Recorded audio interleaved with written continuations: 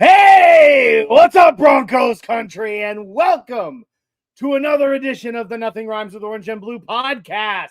We've now had 2 weeks in a row of Broncos football, and it has been awesome. Gosh, man, I mean, you know what? It was a loss. I get it. You know, we had the L, and that sucks. We hate seeing that as Broncos fans. But once again, it was the preseason. They learned a lot. We got to see the one thing that we really needed to see, and that was that our starters are absolutely ripping and raring to go. There is just so much to talk about, but tonight we're going to do something a little fun. I've got a couple of special guests joining me tonight, and we are going to we're going to use the brand spanking new, shiny 53-man roster tool over on the brand new orangeandbluenetwork.com, and we are going to build and discuss our 53-man roster based on what we've seen so far and what we know about our beloved Broncos. It's going to be a blast. Hope you guys will join us. Jump on over to orangeandbluenetwork.com, open up the 53-man roster tool, and build yours while we build ours. It's going to be fun, guys. Let's get ready to go. This is the Nothing Rhymes with Orange and Blue podcast. Let's go.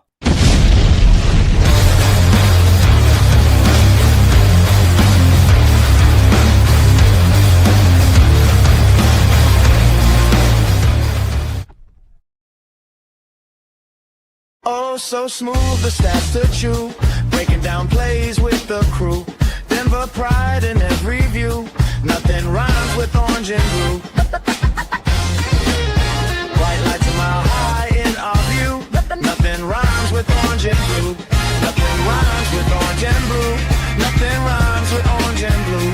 From draft picks to game reviews. Celebrating wins, analyzing the clues. Nothing rhymes with orange and blue. With orange and blue, orange and blue. Nothing wrong with Orange and Blue podcast.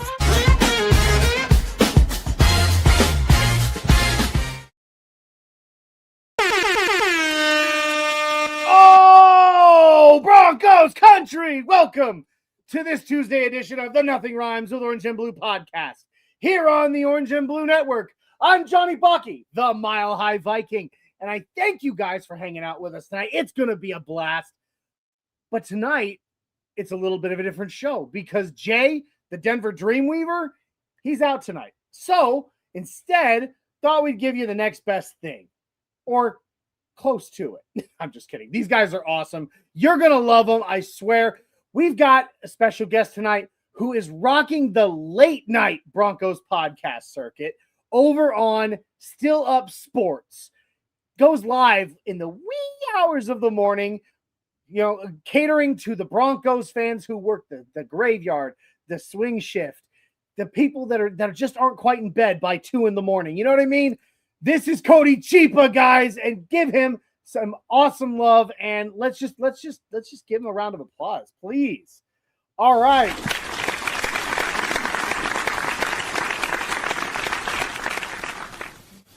Cody, you seem to be muted, my brother.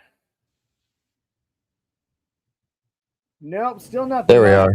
Are we there good? He is. All right. There's Mr. Okay. Cody Chepa right there. Guys, please give him a huge Orange and Blue Network welcome. I believe this is this is the first, or if not one of the first times you've actually been on one of the shows here on Orange and Blue Network. I've been on Broncos Bros, and then Last week I kind of hopped on really late with Tim. That's right. But it's the first time you've been on Nothing Rhymes. Absolutely. So no. Absolutely. So I'm so glad you're here, my friend, and I'm really excited about what we're going to do tonight. It's going to be a blast. I'm excited. So also in the studio right now, I'm going to bring him in right now. You may know him as the Abominable Bronco. I know him as Paul. Other people know him as Nacho. However you know him, this is the founder of the United in Orange tailgate. The Abominable Bronco, Nacho, Paul Marciano. What's up, Paul? How you doing, Nacho? Woohoo! Can you hear me? Good. Well, thank you for the intro, Cody. Nice to meet you. This is my second time on the show. Awesome. I'm not dressed up in my ghillie suit, the Abominable Bronco. aka Nacho, because of my last name, Marinaccio.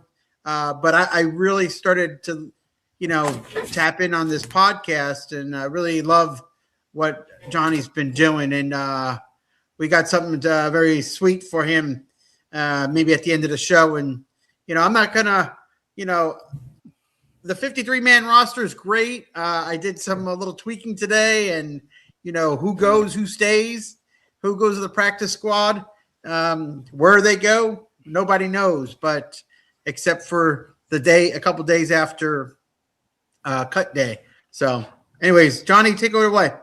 Oh man. Well, first of all, I hope you didn't get me anything, because, the gift is having you here on the show, my friend.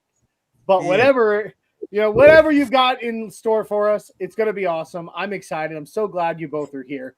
It's going to be a fun night. We've got some really exciting things that we're going to be doing. And I think it's going to be a great freaking show. But before we do that, let's get some housekeeping out of the way first. I'm going to hit the comments, show some love to our fans. We got Shai Vargas in the house coming in saying, hey. King Omari coming in saying good evening, although I think he got confused because today's Tuesday. That's okay.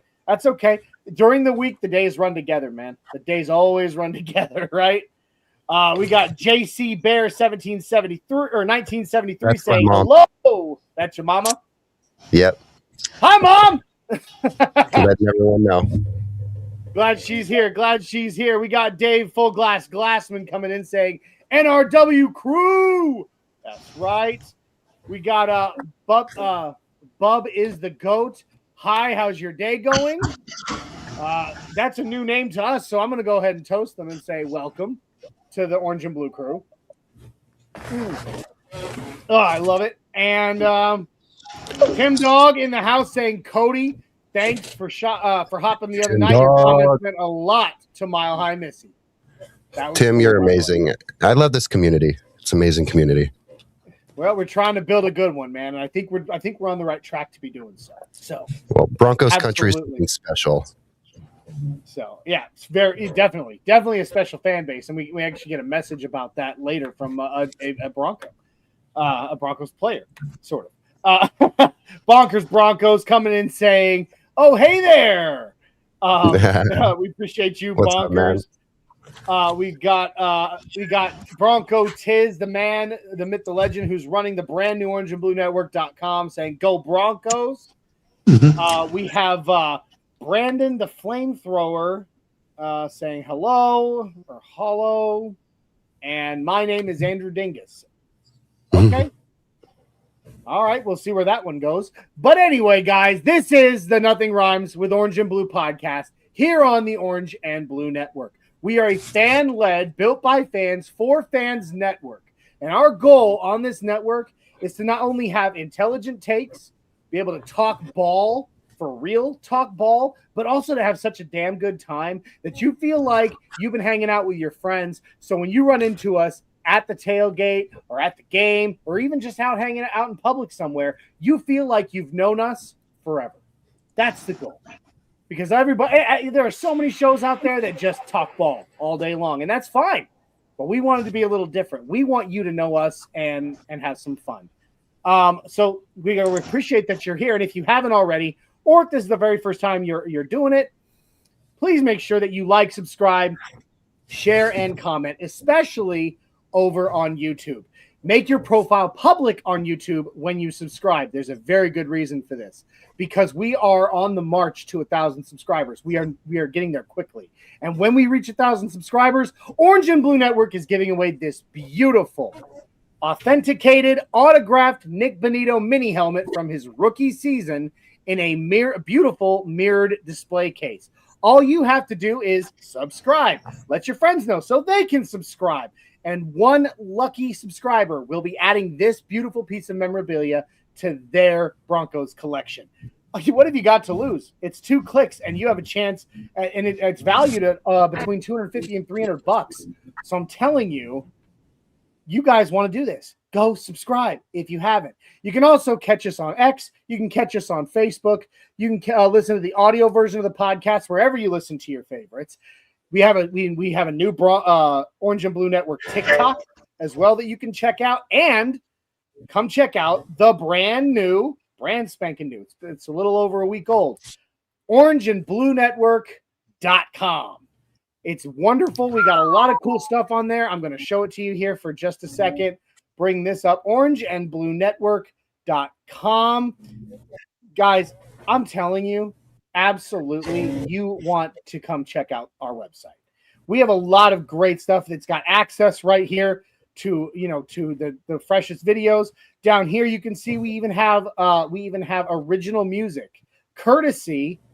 It's all about the Broncos too. Original Broncos music, courtesy of Infinity and Soulmate, that you can play on the page while you're reading an article or going through stuff. We have blog articles right here. I just wrote this one yesterday, and it's a pretty good read, if I do say so myself. But all the members of Orange and Blue Network will be contributing to these articles and to this blog.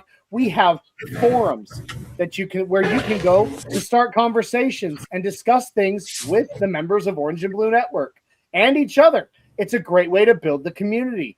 You guys are going to want to be part of that too. And we're going to use this tonight, actually, for this show. We even have a beautiful brand new 53-man roster builder, which will allow you to go in and drag and drop the players that you want on your 53-man roster and then finalize that roster for later. Pretty cool little gadget, and I'm telling you, you're gonna enjoy it. So make sure you check that out. Last but not least, I'm gonna hit up on one of the sponsors of tonight's show. We'll make sure that we get to the last or to the other here soon. My bad. My apologies. Last thing I'm going to go through before that, though, also make sure that you check out the other awesome shows on Orange and Blue Network. We have a full lineup, and it's awesome. Check this out. Mondays and Fridays, once the season begins, Isaiah will be doing film breakdowns on Orange and Blue Blitz on Mondays and Fridays in the morning. My apologies. That is the wrong graphic. It's supposed to say 12 p.m. I got to fix that. Monday evenings, you got the Broncos Bros. You got us on Tuesday nights. You got all Mile High Sports on the Mile High Sports Symposium Wednesday afternoons, Broncos Talk Wednesday evenings, and right after Broncos Talk, the Wild Wild West AFC Roundtable Show. That's a great watch too, by the way.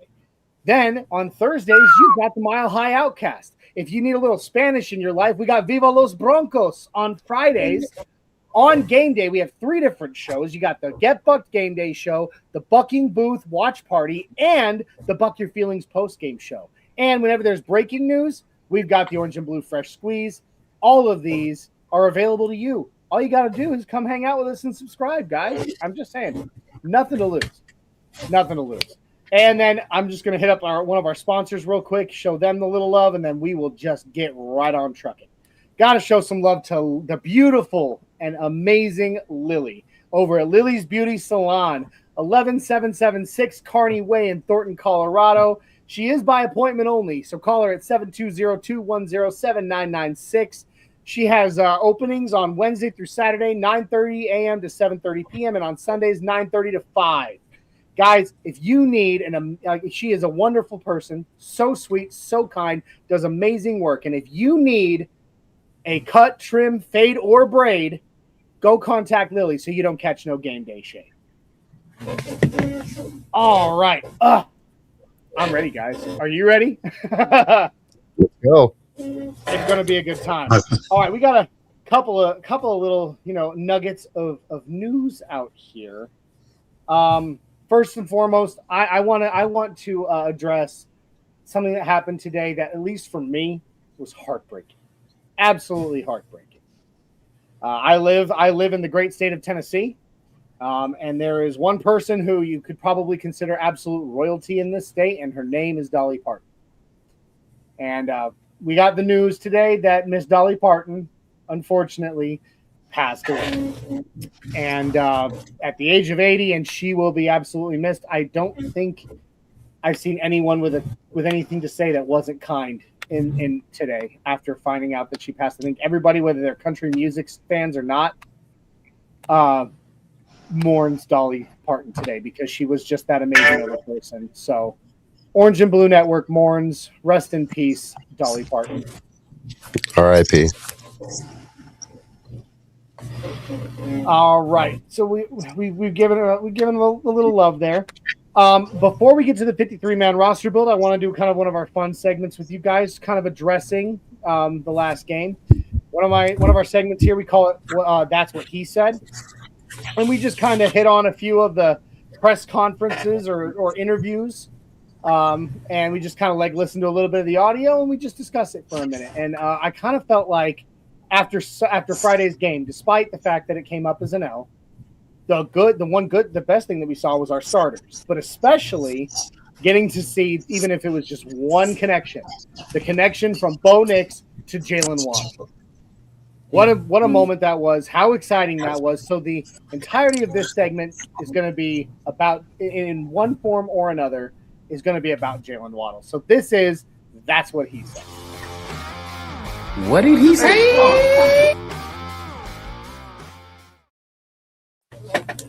All right, so our first comment is actually, or our first interview will actually be Bo Nix, and these were his thoughts and feelings on what Jalen Waddle, or on the connection to Jalen Waddle, especially on that one play that we got to see. When you hit Jalen Waddle, how great did that feel for you? I kind of re-answer my first question. That was probably my strongest emotion after hitting him. You can't really explain the type of player he is. You just got to get out there and play. And when you throw him the ball, you just understand that it's a little bit different. And he's just a really great football player. He adds a lot to our team, not only on the field, but like we, just mentioned it jokingly on the sideline, but just him being on the sideline, his personality, he just gets everybody going. He's very exciting, and he's just got a great positive attitude out there. So he's going to be great for us.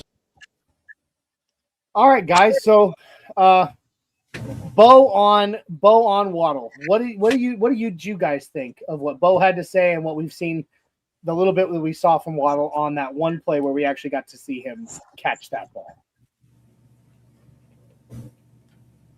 I'll start with Nacho on this one, if that's all right. Nacho, you go ahead, bud. All right, yeah, good. Listen to the Bo talk is just like a lot of people think. Such humble, such poise, and he's been in practice with him for the last 2 months. Seeing the connection now just goes into action. Now it's time. The pieces are connected. Now we're ready to roll. So that's pretty much it for me. Just I'm ready for the season to start. Friday against the Vikings, see that in full force. Oh man, we haven't had a threat like this for the last 10 years. I know something's great and all, but we had the quarterback or the receiver. So now we have Waddle and Nix. So, Cody, yeah, absolutely. Cody, what about you, man? I am so excited to see this duo for the foreseeable future, not just this year, but even the years to come. Because, no matter what happens with Cortland Sutton in the next year or two, we know that there's depth at that other wide receiver position. So there's nothing to worry about there. What we saw in one pass proves why we made the signing. You see him take, what was that, like a 20-yard catch or something like that, and add an extra 15 onto that, like it was easy. You see the slowing down and then the acceleration he made on that one route. It was beautiful. And I was just gushing after I saw that. I was just like getting all giddy. I was stomping my feet like a little kid. Man, I was just so excited. I was like, just imagine this for a full game instead of just, one play. I'm just saying, imagine if he had like 8, 9, 10 targets. How many of those are he, adding an extra 15, 20, 30 yards to, Yeah. I'm really excited to see, and I guarantee we're going to see it at least once or twice this year. There's going to be a slant. He's going to eat a little corner up someone, whether it's a rookie. He's going to eat someone this year, and there's going to be a slant taken to the house. Just wait for it. I'm just so excited. Yeah, absolutely. Like his acceleration is insane, absolutely insane. Mm-hmm. And I like the guy is a yak monster, mm-hmm. And like. And what was fun about that was that we've been saying that, like, those of us on this network and other shows have all been saying that, like, he is that yak monster. And then on the single one pass that he took it was apparent in that one pass that he's taken as a Bronco so far. I love that fact. I love it. Nacho. That's a good background right there. That looks great. But I think I maybe I don't know if was that the one in LA last year? Yep, it was last year. Yeah. I was gonna say I am somewhere in there. I don't know where, but I am in there somewhere. Do you do those here in Vegas? Do you do them here in Vegas? We're working on the one in Vegas, so. Okay, because I will be at Broncos Raiders here in Vegas, so I'll be here. So if I see you, I'll see you. But yeah, no, I absolutely loved what I saw from the Waddle route, and that brings up the next little press bit, and that would be from Sean Payton discussing that route. In this, Sean was asked if Jalen Waddle outran his route, like because he was too fast. But it's still a pretty fun little. Oh yeah, I remember that. I wouldn't say a thing with the route. I loved it. Bryant wins, it's 3 different vertical seams. And when I was watching, I wouldn't have been surprised at all to see Bryant get the throw. Waddle got the throw. He won. I wouldn't say a thing about the route. I loved it. Can a receiver run a route too early? Be too fast for it? Sure, but that wasn't one of them. Classic Sean Payton sassiness. I like that little bit right there. I think it's fun and indicative of what we saw. But yeah, he definitely Sean had a little fun with it. Yeah, sometimes, but that wasn't it. He was right where he needed to be for Bo to hit him, and it was fantastic. Sean seems to be gushing about him. Cody, what are your thoughts on what Sean had to say about the route? I didn't see anything wrong with it either. That's what I'll say.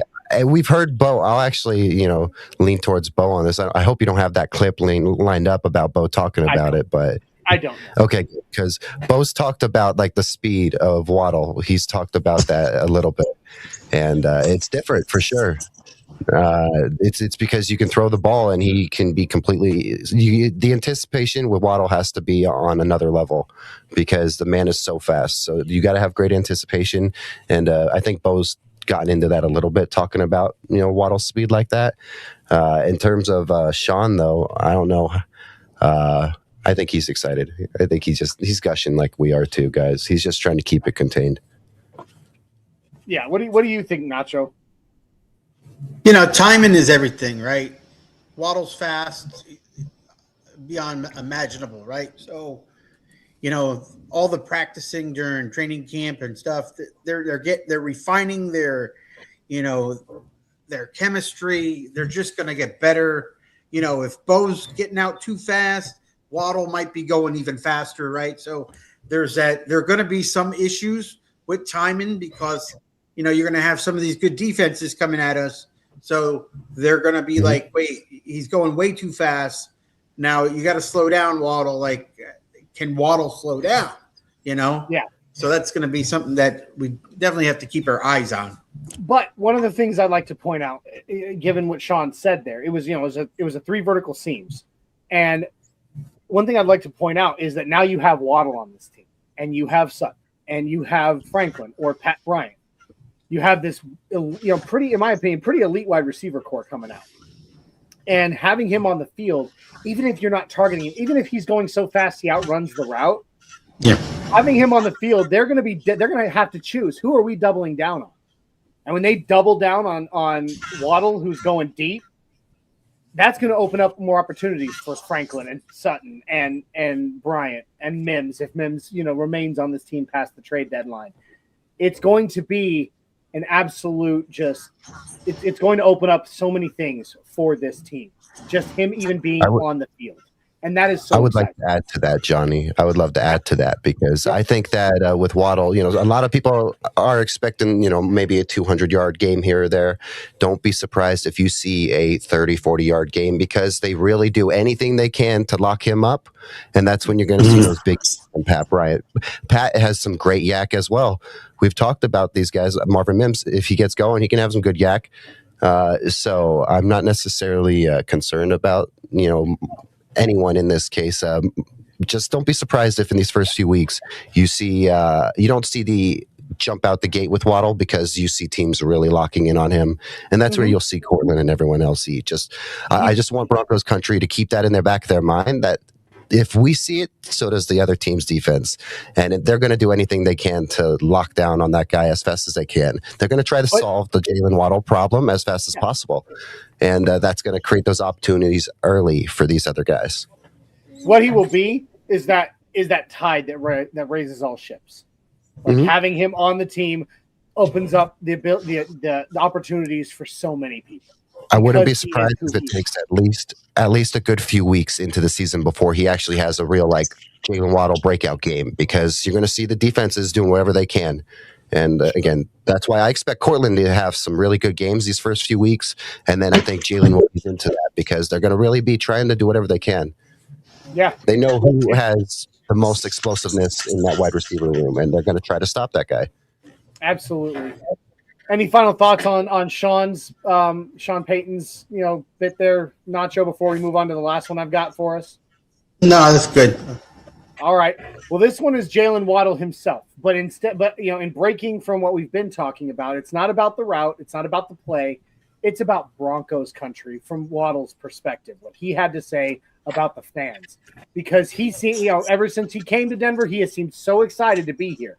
But hearing what he had to say about being in Mile High with the fans is pretty awesome. So here's Jalen. Wait a minute. Why is that coming up, Sean Payton? Hang on. Let's remove Sean. There we go. Now we bring up, welcome to the microphone, Jalen Waddle. Here we go. This is Waddle on Broncos country.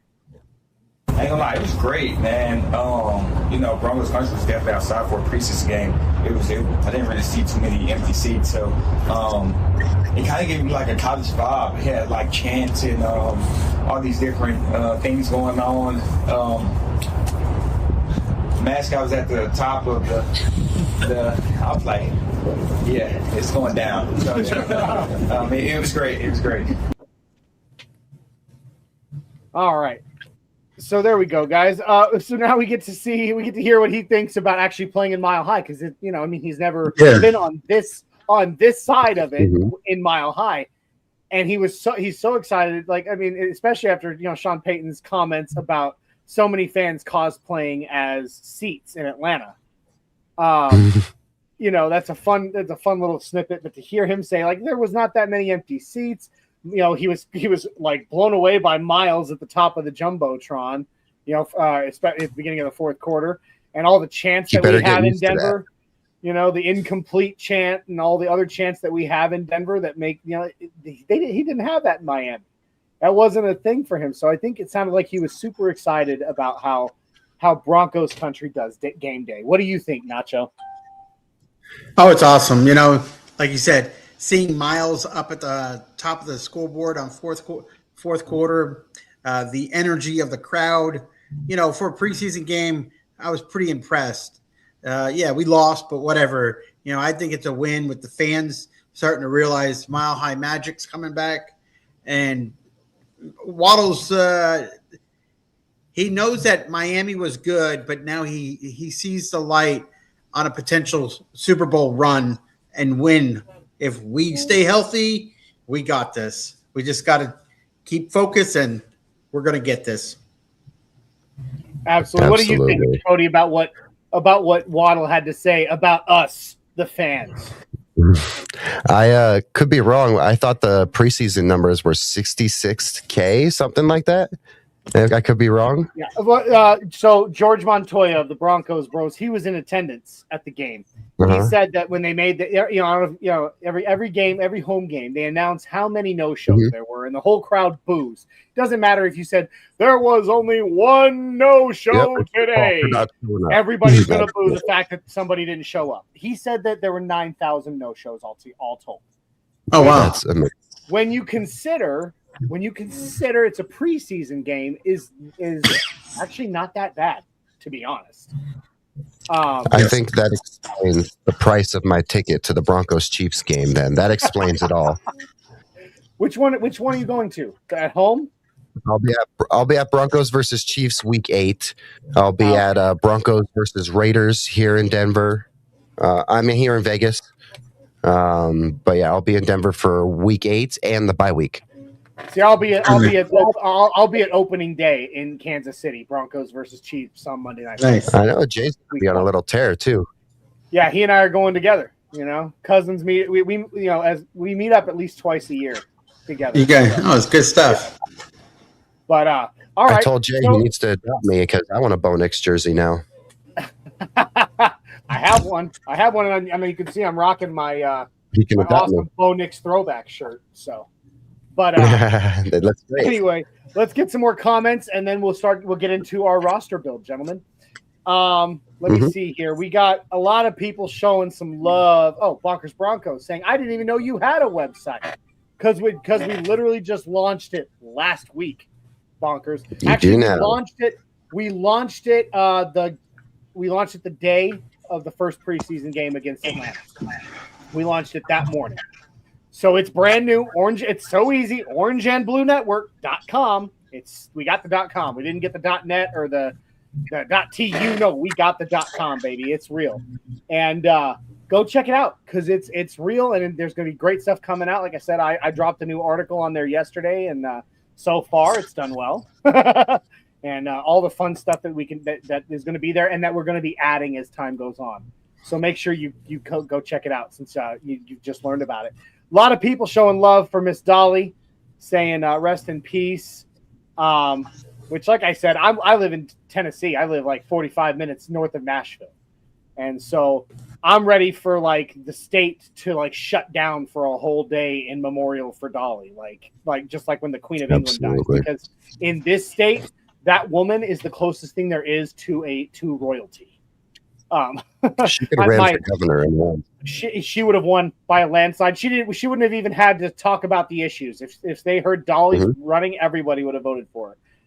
My 11-year-old son came home from school, and I told him that Dolly passed away, and he burst out in tears. That's just how much Dolly is loved in the state of Tennessee. So that's like I said, I'm waiting for Tennessee to go on like a statewide shutdown in memoriam of Dolly. Bonkers says Dolly Parton was a gem, not just music, so much more. Mike Carmelini, the host of Mile High Monsters, coming in saying, speaking of elite, this cast is elite, as is the guy who posted the comment. If you haven't ever checked out Mile High Monsters or the Denver Broncos media battles hosted by Mike Carmelini, of which I got to compete in an episode, go check him out. He is as real as it gets. He's and Mike big time, guys. People. He's big time. Mike is good people. He's creeping up on 10K. Your mama's back in there. Cody saying the energy at Mile High is insane. Love it. It is. Infinity and Soulmate popping in saying been a long time since the sheriff, but we're back if Bo stays healthy. Love that Infinity and Soulmate are in the comments. They are the writers and performers of all the original Bronco music that you can find on orangeandbluenetwork.com. And that also has a link that takes you directly to their YouTube where you can check out all of their music.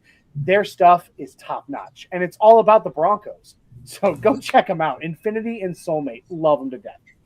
Tim Dog saying, I'll be at all the games and watch parties. Denver life is great. Shai Vargas, I'm so glad to see Jalen Waddle doing the waddle in Denver. Antonio Acosta tells me the .net will work. So whether you go orangeandbluenetwork.com or orangeandbluenetwork.net, we got them both. So, nice. There you go. All right. So, guys, that'll do it for the comments for now. But I think it's time for us to do a 53-man roster build. So I'm going to bring this up. I'm going to bring our website back to the stage. All right. And this is a really cool tool on orangeandbluenetwork.com. You can come in. There is on this side over here on the you can't really see the mouse, I guess. Yes, you can. There it is. On the left side is the active roster, which, as you can see right now, is blank, right? But over here on the right is all the players who are currently on the Denver Broncos. All 93 of them are in here, and that includes the change that was made today. Ron Stone Jr. Coming to the Broncos, and Hakeem Butler getting waived. Bye-bye. So what So it's such a simple tool. It's so awesome. You literally make your pick and drag and drop your pick at their position, and boom, they're on the roster for you. Pretty cool, right? So much innovation. It's pretty neat. Yeah. So I'm going to reset it real quick, take Bo back off the board, but not that we really need to. So I'm interested to hear how you guys want to do this, because either we can like go position by position and we can come to agreements on who makes the roster, or if you guys really want, we can do a round robin where each of us choose a player at any position, drop them into the position, and then discuss. So it's up to you guys. I think you can lead up on that, Johnny. I think you're good, just for time purposes. We could do some collaboration in between while you do that. Right. If we really disagree, we could put our 2 cents in. Sounds good. Well, I'm going to ask for you guys, ask you guys for your hang on real quick. All right, here we go. Yeah, Infinity and Soulmate thanks Viking faux show. For those who don't know, I'm the Mile High Viking, so you'll hear people refer to me as just Viking sometimes. So I guess what we'll just go position by position, and I'll ask you guys, who do you think makes the roster? You say it, and then we'll go until we'll discuss how many at each position we think make the roster first. Then we'll make our selections and drop them in. All right. So, guys, it's a really tough, really, really, really tough thing to say. Who makes it on the team as quarterback? I don't know if we can pick. Cody. So I have, of course, Bo, but then I think Sam is going to take the number 2 spot. I think there's going to be something with Stidham. There might be some weird stuff going on, but Ellinger is going to take the number 2 spot. Jared Stidham's going to. All right. What do you think, Cody? If I had it my way, man, we would be trading for a quarterback with us, since there's no trades here. So we can't include that, sadly. I'm just not as high on the backup quarterback situation as some others are. But in this case, I think you're rolling with, I don't want to say 3, but I guess 3, right? Are you rolling with 3? 2 or 3, guys? That's my question. Are you rolling with 2 or 3? That's 3. They did it last year. They're going to do it again. Yeah, it feels like that. So, and to me, it makes me feel gross because I just don't like the options at backup in general. But I understand. So, there you go. I think it's fair to say go with the same QB room. Okay, so all 3 of them make the roster in your opinion. But here's the thing. I'm going to show you here at the bottom. We also have practice squad and the IRN pup list. So this is just for our 53. We're gonna at least do the practice squad too. But do you think that all 3 are on the active roster? Because I don't. I think at least one of them sits on the practice squad. Well, probably Ellinger, right? Ellinger to the practice squad. Who do we think? Yeah. Who do you think backs up Bo, and who do you think goes to the practice squad? I think you guys are right. Stidham's going to be the backup, right, Cody? I would prefer, in this case, Ellinger just for something new, but it's probably going to be Stidham. So go with Stidham onto the roster. Go with Ellinger to the squad. Yeah, I hate it. I really do. I hate that. I have no faith, none, in Stidham after the AFC Championship game. I just don't. And what I saw of him this last week, still no faith.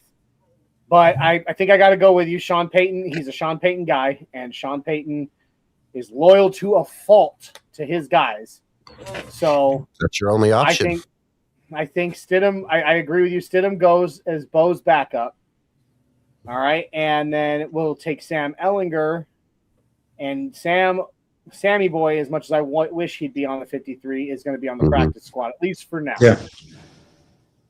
All right, so that does it for quarterback. Now we're to the running back room, and I know that Cody's just itching to make his first pick to the running back room. So Cody, who's the first one that makes the 53 from the running back room, and first of all, how many running backs do the Broncos field on the active roster? 3 running backs. I'm not counting fullback in this, but we are keeping Prentice on the roster still. But yeah, I'm going 3 running backs: J.K. Dobbins, Jonah Coleman, R.J. Harvey. But put Jonah on there first for my satisfaction. Okay. Can you play my theme song? My Jonah Coleman. Oh God, Jay's not even here, and I still have to listen to this thing. Yes. As the vice president, I have to come and do my duties when the president's down, guys. And I'm not even sure where he has that. Oh man, I'm trying to follow party lines. Oh, okay, I found it here just for you, Cody. I'll play it one time, and then I will not play it again during the show because, like I said, Jay's not even here to make me listen to it. And apparently, maybe on the way out. Anyway. Maybe on the way out. Yeah, likely not. But here we go.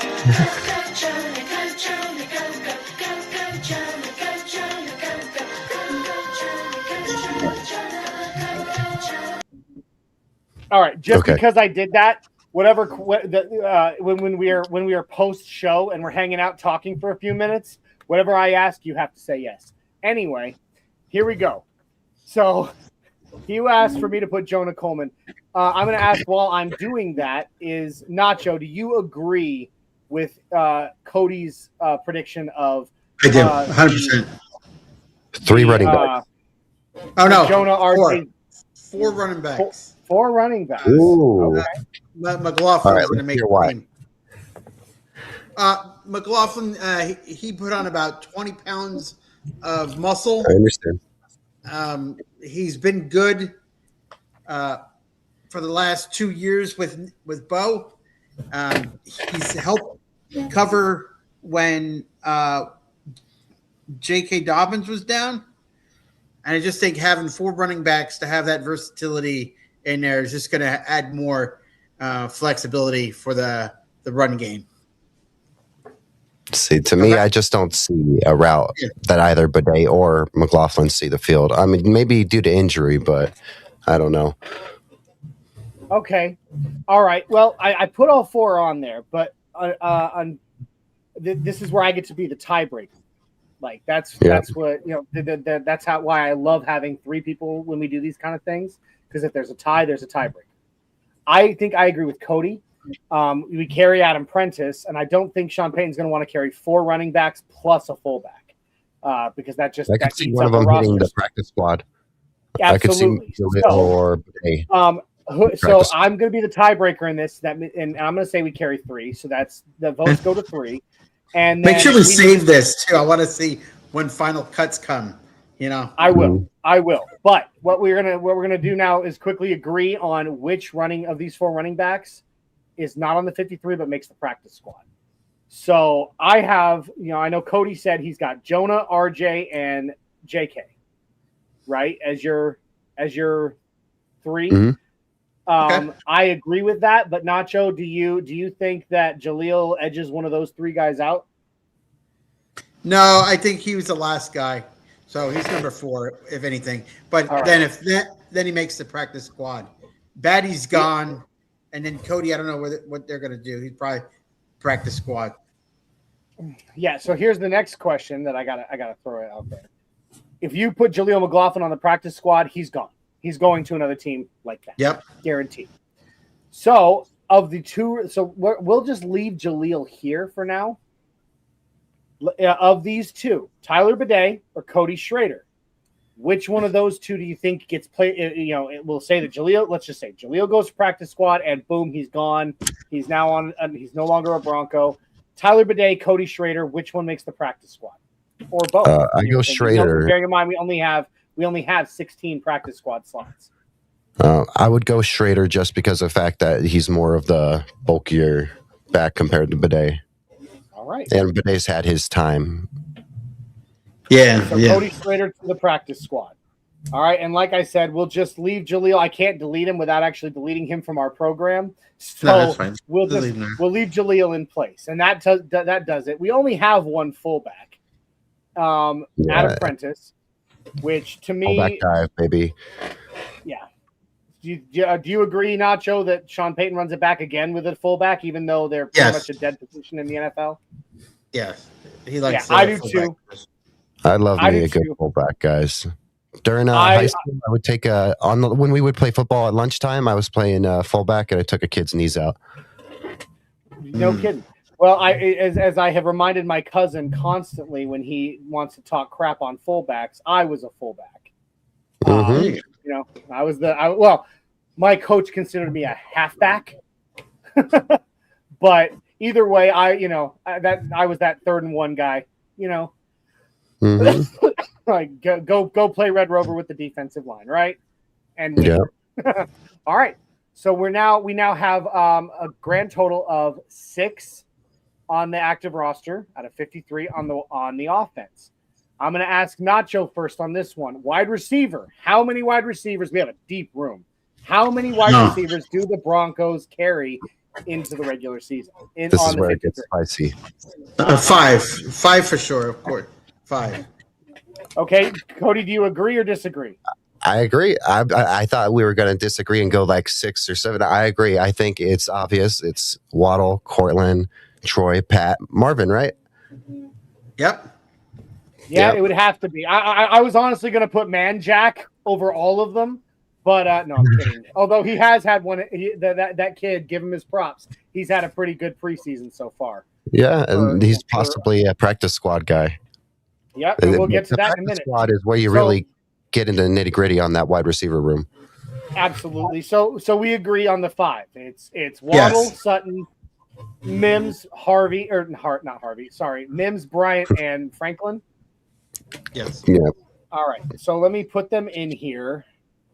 Hakeem Butler appears to still be on here, which bye Hakeem Butler. Fixed, but it was fun while it lasted. But just because I as much as I love Sutton, I'm so excited to have Waddle on this team. I'm putting him as number 1. It's respectable. And then Sutton is 2.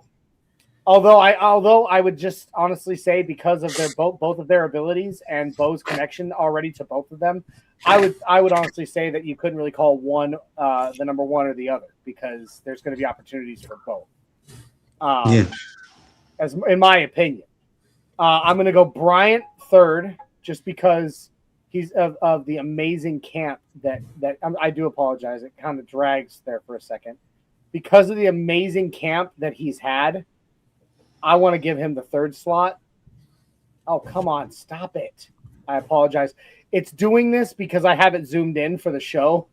So it like doesn't want to stay close put. Dang it. Can you use the arrow key? When I'm not zoomed in like crazy on this thing, it doesn't act like this. So I do apologize to everybody. When you go to use it, and I hope you are, guys, remember, this tool is right there for you to use. On OrangeandBlueNetwork.com. Go do it right now while we're doing this. And then throw in the comments who you put at these positions if they're different than ours or if you agree with us. Maybe you have 6 receivers and we don't. Yeah, maybe. But I put Pat Bryant as the 3rd. Then I honestly, do you think Mims would be the 4th or Troy Franklin?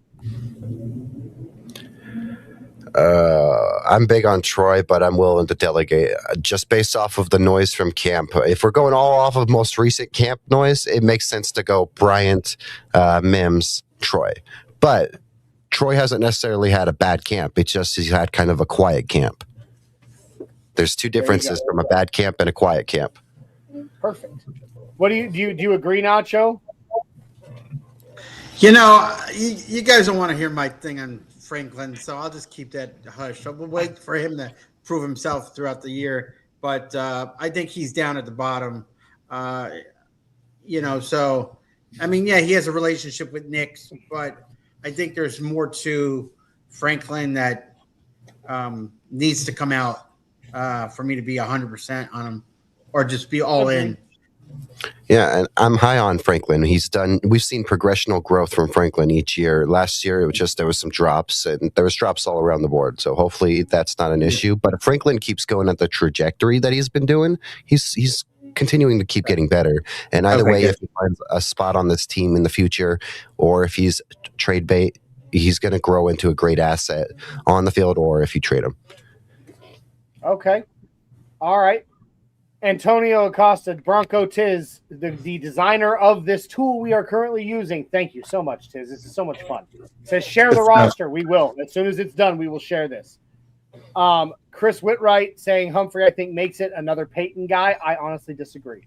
He's out. I think he's a practice squad guy if you can get him there. Which we can do. Oh, and he also says, "Oh, I'm doing it." So he's jumping on over right now to use the tool. Oh yeah. So that's awesome. Let's go ahead and pick our wide receivers for the practice squad. Do you think we have 14 slots left on the practice squad? So do you think that we carry 1, 2, 3 wide receivers on the practice squad? Oh, who are you asking? It does. Nacho, go ahead. How you say this? Colby Cactus. Colby Cactus. Yeah. He makes a practice squad, and then I want to say, I want to say Humphreys will make the practice squad if he doesn't get released. But what do you think? What do you think, Cody? Is there a different name, or do you agree with both those names, or only one name? What do you think? I think the discussion here is definitely: are you going with 2 or 3? And it's definitely Katzis from what you've seen. It's definitely either Humphrey or Bandy, but then who's the outside looking in that situation? Because I think Michael Bandy's done enough no matter what to stick around on the practice squad. But then you think about Lil Jordan Humphrey, and maybe you go 3 and you keep him. But I think Lil Jordan Humphrey, there's teams that may be after him after these final cuts. Agreed. That's just something that I'm keeping my eye on. We'll see about that. I think I agree, though. I think I actually only go 2 wide receivers on the practice squad. 2's fair. Because again, you only have 14 spots left on practice squads, so you got to be careful between Katzis and then either Bandy or Humphrey. Here's why I think it's not Michael Bandy, right? Michael Bandy was around and used for his returnability, like when Mims got hurt, right? Honestly, I think Katzis with a little bit more development will be far better than Bandy at that, and that basically takes away the skill set, or takes away from the need for Bandy. So I think if you're keeping Katzis on the squad, you're also and I think you're keeping Lil Jordan Humphrey because, as it was stated by Chris Whitwright of the Mile High Sports Symposium, Lil Jordan Humphrey is a Peyton guy, so he's not going to let him go just yet unless the team snags him. So I think it's going to be. I think I agree. It's Katzis and Humphrey to the practice squad. Do you guys agree? I agree with that. I just think that if anyone's in that outside looking in, making the discussion, it's probably Bandy or one of those other guys, I guess. Sure. So let's go ahead and where is it? Where did he go? Here he is, Lil Jordan Humphrey. Let's take him down. And I do apologize. This is how the website is set up. This right here is our music player that has Infinity and Soulmates original songs on it. It just floats over the website at all times. So it's there. It's not in the way, in my opinion. You just got to work around it, right? So, all right. So that takes us now. Get into some tight ends. Tight end position. We now have 11 out of 53 on the active roster. So we got to bear in mind how many slots we have. If you have 53 men, you got to think you got to keep at least 3 of those for your special teamers, for your specialists. So call it 50. You can really only carry 25, give or take a little, on the from each side of the offense and the defense each. If you really, really think about it. So we got to be watchful of how we do this. But here we are at the tight end position. We have 11 on offense so far. So I'm going to Nacho first on this one. How many we had Chris Whitwright chime in a little bit ago and say, I think it's only 3 tight ends, Ingram, Troutman, Kroll. How many tight ends, Nacho, do you think we carry onto the active roster?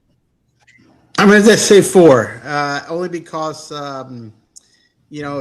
they have Justin Jolie, right? So I'm picking Ingram, Troutman, Atkins, and Jolie. So those are the 4. Ingram and Troutman are definitely in, but Atkins had played too. So, and then Jolie, you're not going to get rid of Jolie. I'm saying 4. What do you think, Cody? Do you agree or disagree? Ooh, I like 3, but I like Ingram, Troutman, and then I want to say one of those rookies. I'm not I mean, I understand the reasoning behind either Kroll or Adkins, but I think you drafted one of those rookies for a reason, to push and maybe, push one of those guys out. I'm going 3, and I'm going Ingram, Troutman, and we'll go Jolie. I don't know if that's that's probably ambitious. So I'm honestly leaning more towards the other direction already with that. Maybe 4, just out of necessity because of how thin the room is. That's what it's looking like to me. I don't know if you can roll with 3, right? Honestly, I agree with Nacho on this. It's 4. Yeah. I'm only going to go with that because of the injury issues we've had at tight end. I think you're going to carry 4.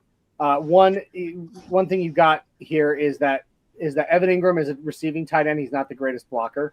He's not a great blocker tight end. Lucas Kroll has good traits, not great traits for both. Same with Nate Adkins. And then Adam Troutman has kind of been, although I will argue that I think Evan Ingram was grossly underutilized and under-targeted last season. Troutman has been your most consistent tight end of the last 3 years. He knows the system. He knows Bo. Bo's got the connection to him. So I think you got to carry him. So honestly, I hate to say this. Okay, I'm going to do this because everybody has said something different on this. I'm going to go with Evan Ingram, obviously. Okay, do you guys agree? Yeah. Adam Troutman, obviously. Yeah. Then I'm going to go with, let's pick together 1 rookie tight end and then 1 returning tight end, either from Lucas Kroll or Nate Adkins. Which one of those 2 do we pick? And from the rookies, Dolan Bentley, or Justin Jolie. I don't think, obviously, it's not Caleb Lohner. Justin Jolie or Dolan Bentley. Which of those 2 do you think we carry from the rookies? So I'll start with Cody on this one. Which of the veteran tight ends, either Nate Adkins or Lucas Kroll, do we run it back with? Nate Adkins. I would say Nate Adkins as well. All right, and then of our 2 rookie tight ends, Justin Jolie. Is it Jolie or Jolly? I've heard both. I'm tired of Jolie. So I'm particular to Jolie because he's from my high school. He's from and some of my high school coaches they actually coached him, and they're like, "This guy's insane," So I'm like, "Okay, tell me more, guys." So, all right, what do you think, Cody? Bentley or Jolie? Jolie. All right, then we'll go with it. I was actually going to say Bentley because of what he showed us, but you guys beat me in the tiebreaker. So there it is. There's our tight end room: Evan Ingram, Adam Troutman, Nate Adkins, and Justin Jolie. That gives us 15 on the active roster so far, and we are past skill positions now. We're getting to offensive line. I'm gonna go to Nacho first on this one. How many tackles do we carry? Oh damn! I cheated though. I used ChatGPT to do the offensive line. I picked 9, but of course we got Bowles and stuff. But we have 4 tackles. Well, I mean, okay, so yeah, 9 would be a really good number for offensive line, considering we are at 15. You could right now we are at 15 with our offense, which based on that number, you could safely probably say that we would have at least maybe 10 because we have 10 positions left on the offensive side of the ball. But we also do have to consider special teams. Who do we add to our special teams?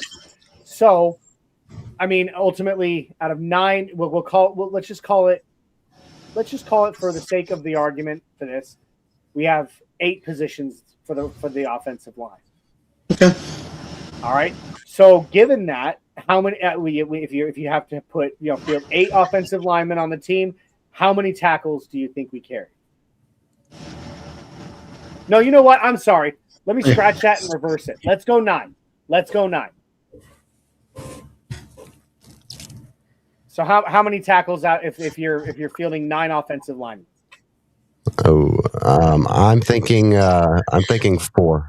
I just think it's McGlinchey, Bowles, Palchevsky, and Crum, because Crum and Palchevsky give you that flexibility to go inside. So with guard, you only need to go with 2, I think. Okay, what do you think, Nacho? It's exactly the same, but I'm changing Forsythe for Crum. I'm going to switch that one up. Forsythe has a little bit more experience coming in. So I love me some crumble cookie, guys. Okay. Yeah. Of course, right now here on our list, Forsythe is listed as a center.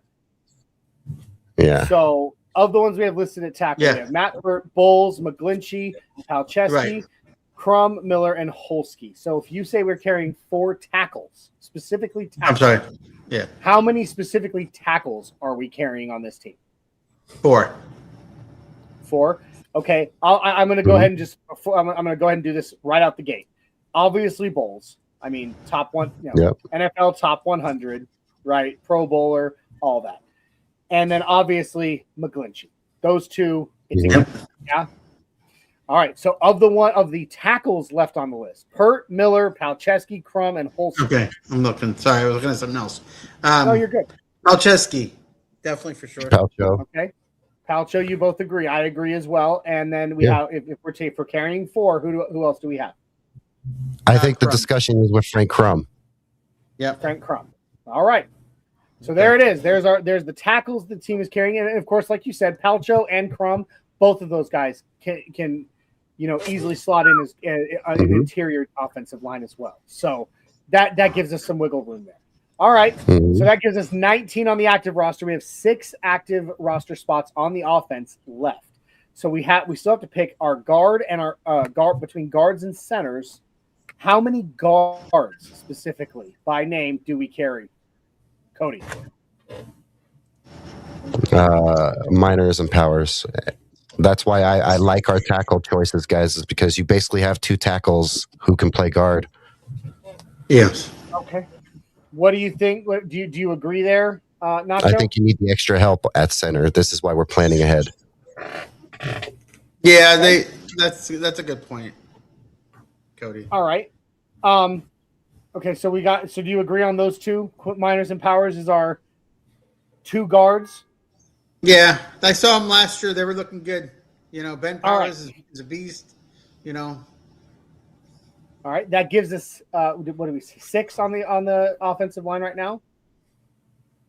Taking us up to, I believe, what are we at now? 21 on the offensive side of the ball. In terms of numbers, we're looking good.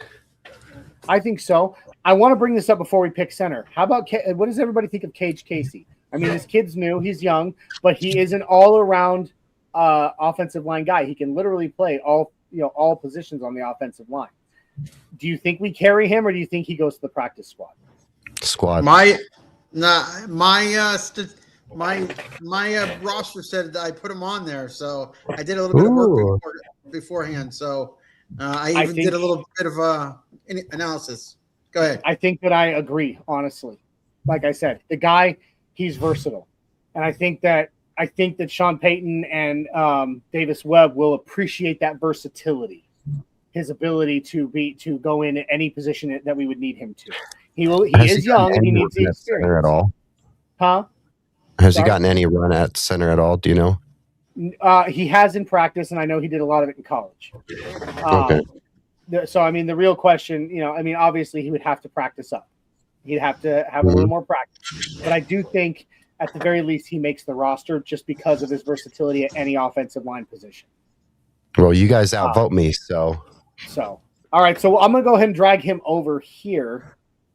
That gives us 2 spots left on the offensive side of the ball, really, realistically, I believe. Hang on. Let me count these. Where are we at? We got 2, 5, 6, 11, 15, 19, 21, 22. So realistically, 3 offensive spots left, and that's if we're using a lot of these guys for our special teams as well. which I think most of them will be, some of them will definitely be doing. So, All right, so it's center. Who we have at center is Luke Wattenberg, Alex Forsyth, and Michael Dieter. Obviously, Wattenberg and Forsyth have had some injury concerns in this preseason. But I think we have to carry at least 2, don't you? Yep. So I think I can honestly just skip over the pleasantries on this one and just say I think we all 3 would probably agree it's going to be Wattenberg and Forsyth. Yes. I agree. And for Michael Dieter. And you hope that they handle these injuries and get them under control now. Yeah. And then we really have maybe one more spot left in terms of our offense if we wanted to. So is there a player left at any one of these positions that we haven't already picked that you would be okay moving over? Or would you prefer to save it and run it back with an extra position on defense? That's probably what I'm doing. Yeah. I'm in the same boat on that one. I would carry these inside linebacker depth. Inside linebacker or cornerback. But yeah, I agree. Let's hold on to that, and we're now carrying 24 on our active offensive roster. All right. With that, we're at 1 hour and 6 minutes. We usually go for about 1.5 hours, but there's no set time limit on the show. Do either of you have a time you have to go? No, I'm here all night. Yeah, I'm here all night too. Oh, sweet. Well, I just want to make this. I just got to make the announcement in a little bit. So, okay. Well, I'd like to show love in 2 ways. Before we go on to the defense, I think it's time to show some love to the other sponsor of Orange and Blue Network for the show tonight, and that is Dubby Jitterless Energy Blend. You guys, you can find Dubby you can find the link for Dubby in the bio below, dubby.gg. It takes you over to Dubby Jitterless Energy Blend. Dubby comes in a multitude of amazing flavors. It's got enough energy to kick you in the butt and get you going on your day and keep going on your day without the midday jitters or the afternoon crash, because Dubby has absolutely no sugar in it. It also has no calories, maltodextrin fillers, or artificial colors. It's all natural, nothing but amino acids, B vitamins, and nootropics, and the caffeine in Dubby is derived directly from the coffee fruit. So it's as absolutely natural as it can possibly be. It's good stuff, it tastes good, and it does its job. So I'm telling you, you want to go get the dub. I am partial to the beach and peach flavor. Jay, my cousin and normal co-host, is all about the Galaxy Grenade, but there's Dub Sludge, which is like a green apple. There's even a s'mores flavor that you mix with milk. Pretty cool stuff. Awesome brand. So go check out Dubby. Punch in code OBN10 at checkout to get 10% off your order and let them know that Dubby sent you. The other love I'd like to show right now is to Mr. Paul Marinaccio himself. I put this up here so that you could shamelessly plug the United in Orange tailgate. Would you please, sir, tell us a little bit about the United in Orange tailgate? Awesome. United in Orange tailgate's been doing tailgates for over 18 years. I believe this is our 18th year. Initially, we started against the Chargers and the Broncos down at Qualcomm. It's continued to flourish with amazing, the fans, you see like Poppy's Barbecue, people are starting to come in, and now we have MVP, Merging Vets and Players. So this is a nonprofit for veterans and professional athletes to overcome some challenges. The tailgate's based on charity, nonprofit, all you can eat and drink for $35 for a child, $55 for an adult. That's going to be at San Francisco. We also have one for the Chargers game on the 11th, the following week. There's a flyer. You can go look at United in Orange tailgate on Facebook or Instagram. You can also find us on TikTok. I just started that one. And we're going to start looking at the Vegas venue for December 20th. More to come. Follow us, like and share, I guess. But you'll see us at the game with orange and blue, baby. Thank you. And as someone, I'm just gonna shamelessly plug you here for a second there, Nacho. As someone who has been to this tailgate, the price of those tickets is worth every penny. All right, this tailgate is more than a tailgate; it's an experience. All right, yes. The food is phenomenal. It's all you can eat food, and it's phenomenal. The drinks they are flowing like the River Jordan. All right, and there is fun for the kids. There's corn. I believe there was cornhole and some other stuff there that the kids could do and have fun. Picture opportunities, photo opportunities, and like, okay, I'm gonna plug this real quick, Nacho. When I was there in LA, there were way more Broncos tailgates than there were Chargers tailgates at the tailgate in Los Angeles. However, I made my way around a bunch of them before I ultimately stayed with United and Orange. Yeah. And I will say this: every tailgate's fun, and everybody does their own thing out of their trunk and out of their tailgate, and it's fun. But there are these are the away games, guys. So these tailgates, there are so many Broncos fans. You see the picture behind Nacho right there. I'm in that picture somewhere. There are so many Broncos fans hanging out in one place. You can't, but like right before the tailgate ends, you can't move around comfortably because there are so many of us there. But it is still so much fun because it's all Broncos fans in one place. What an experience it is. So I'm telling you, if you're going to any of the away games and you're following Paul and the United Orange tailgate on any of his social medias there for it, he's going to be putting out whenever one of these tailgates is going to be happening. And if you're going to be at that game, it's worth it. Trust me. Yeah, let me chime in too again on that. So listen, the tailgates drives only because of fans. And, a lot of people look at the price and say, I'm not going to pay $50 or $60. It's, we all know you go into the stadium and you're paying $40.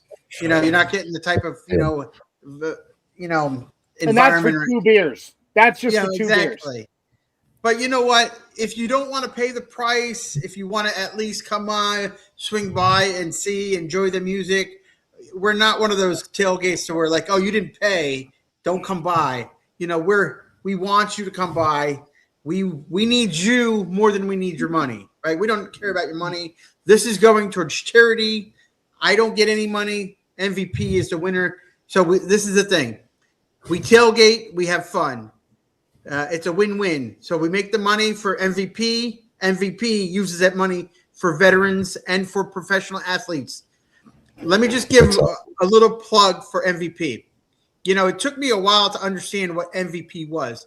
Merging veterans and players, veterans of the military, veterans of first responders, but professional athletes, right? We share some of the same common bond when we get a dynamic separation of purpose, right? So imagine a professional athlete, all they know is football. Like these guys that are getting cut in a couple days. Their whole life from being a child was to get into the NFL. They're going to have a Monday through Friday job potentially and never see the field again. That's a dramatic separation of purpose. They've always wanted to. So what MVP does is helps them cope with them. They don't ask for money. They're there as a resource to help them. Veterans, we all know how some of the veterans things happen in the veterans' lives. They help them as well. So there's a lot of great things that they're doing. Similar. It's very similar. As a veteran myself who, transitioned out of the military way ahead of the time that I intended to, due to injuries sustained. Gotcha. Thank you for the plug, though. Yeah, losing my purpose there was devastating. And so I love this program, and I love that it goes to it. Guys, I'm telling you, go check it out. All right? And, of course, I was going to plug you, Paul. I was going to plug you whether you were on the show or not. But can I add on to that? I would love to add to that real quick, man. Please do. Paul, I hope you really do the one here in Vegas because I need a tailgate to go to for that game, and I will gladly be there. And then if there's anything you need from me, let me know. I'll help out in any way I can. I'm here in Awesome. Vegas based. So if there's anything you need help, hell, if you need help lifting or carrying things, I got you, man. I'll show up and I'll carry stuff for you. So if you need any help, buddy. You heard that, Johnny. He's on the hook. He's hooked, love it, man. All right. So a couple more comments, then to the defense. Keith Brugman, my dear friend over at Rocky Mountain Sports Network, got to be on his show on Saturday night, and it was an absolute blast. Awesome. He says, Adkins and Prentice are my biggest questions in this area. I think I would agree, honestly. They do similar things, but one of them's listed as the fullback. Yeah. It's interesting. That's the only difference for me. Yeah. And then Ace Boogie 302 comes in and says, trade proposal. This is an interesting one. Trade proposal. Broncos received defensive end Will Anderson. The Texans received defensive end Enyoma Uwazurike, a 2027 and 2028 first-round picks. Whoo! Crazy. Too rich for my blood. There, pal. If the Texans are getting our next... The Texans giving up Will Anderson. I don't either. And at the same time, like 2 first-round picks for a defensive end, that's hot. That's just too much capital. I could do one. If you were going to package, if you're going to package Uwazurike, if you're going to package any and maybe our 2027 or our 2028, as one pick and the player, and they were on board with that, I'd take it. But giving up 2 across picks from Nick Bonito. Just think about it. The pressure, the 4 offensive tackles, if that were to happen, that'd be crazy. It would be absolutely freaking phenomenal. But at the same time, I just can't see giving up 2 first-round picks, plus a guy that we've developed who is slated to make a hell of an impact this season. Oh, I saw that Matt Henningsen comment in the Matt Henningsen comment. Very sad for Matt Henningsen. I was really excited for him. And sadly, each year with these injuries on Matt Henningsen, it's right as he's having a great camp. The story leading up to each injury was he's having a great camp, and then this happens. So maybe he needs to have bad camps so he can stay healthy, because this is crazy. I feel bad for the man because it's both Achilles, one after the other each year. It's not the same one. It's both of them now. I don't know how you come back from that. Sucks. I'm going to pull up this one next. Our dear friend over at the Fired Up Tailgate, Mile High Missy. Love Missy. She comes in saying, hi, guys. Hey, Missy. I know that you jumped on the post-game show after I left the other night. If you want to come in, just shoot. Just let me know. I'll send you the link. You can join us for the back end of our 53. We got LSLS P6N saying, giving back to those who gave so much for us, win-win situation. Our good friend over there at Mile High Sticking, Graham Tidekey, coming in saying, good evening, fellas. What's up, Graham? Good evening. Good to see you. Graham says, excited to hear how Johnny says my last name tonight. Just playing. Did I say it wrong? Tidekey? Johnny, can I tell you, Johnny, you have not said my last name correctly. Is it Chepa or Chepa or what is it? That was it. Chepa. It's Chepa. Okay. Yeah. I apologize. I don't think much of it. Well, I know, but I am such a stickler for saying a last name properly. I apparently hadn't been saying Paul's last name the right way either. Still. And as soon as he said it right tonight, I was like, oh, because nobody ever gets my last name right, and it drives me nuts. No, it's okay, because when I type it, you start typing it, and then autocorrect automatically suggests cheap, and it's like, bro, you don't gaslight me. I know I'm cheap. Yeah, well, you're also a ginger. I mean, could you have it worse? I'm just kidding. I have to be cheap if I'm a ginger, because if I have a pot of gold, you think I'm just spending all that gold willy-nilly? No. Yeah. But no, nobody ever says my last name right either. At least, that hasn't watched the show long enough to learn it right. Balaki? It's Baki. No, I know.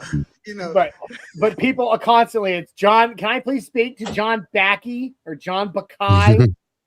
Bakai, wow. Sorry, there's no John Backy here. I think you have a wrong number, But anyway, I digress. Right. Let's get to the back end of this. Defense, baby. All right. All right. So let's roll through. By my calculation, we only have 24 on the active roster right now. Nice. Love it. I love that thing. We have 20. So we have 24 on the active roster, giving us a grand total of 28. Well, sorry, not 28. 26 left besides our three. Why don't we just get this out of the way? Let's get this out of the way. We're at 24. Let me go down and let's go ahead and move our specialty positions over. Good job. Let's just get that out of the way. Do you guys agree? I mean, I feel like it's a huge battle in camp for kicker, don't you? No, I wanted to know what your thought is on Mitchell Fabroni versus Luke Basso. That's the conversation at long snapper, right? Yeah. So do we agree? Crawshaw and Lutz automatically. There's no doubt because they're the only two. Yeah, Fabroni. I'll go for Fabroni at long snapper. What about you there, Paul? For Fabroni at long snapper? Fabroni. Fabroni. I go with the Italian. Hey. Yeah, I was gonna say. I feel like you have to when you say his name, Mitchell Fabroni. Stunard. Hey. But we'll go ahead and throw those three in there. So now we're sitting at 27 on the active roster. All right, which gives us a 23. 20. No, sorry. No, 20. 25. Shoot, I'm so bad at math. Do you guys see this? It's just embarrassing. We have 27, which means we have 26 players we can bring up on defense. All right.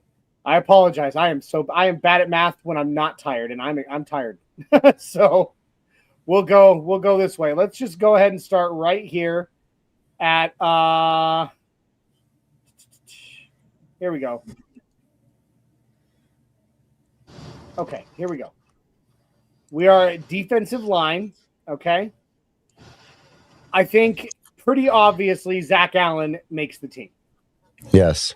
I think it's not even there's not a question on he makes that.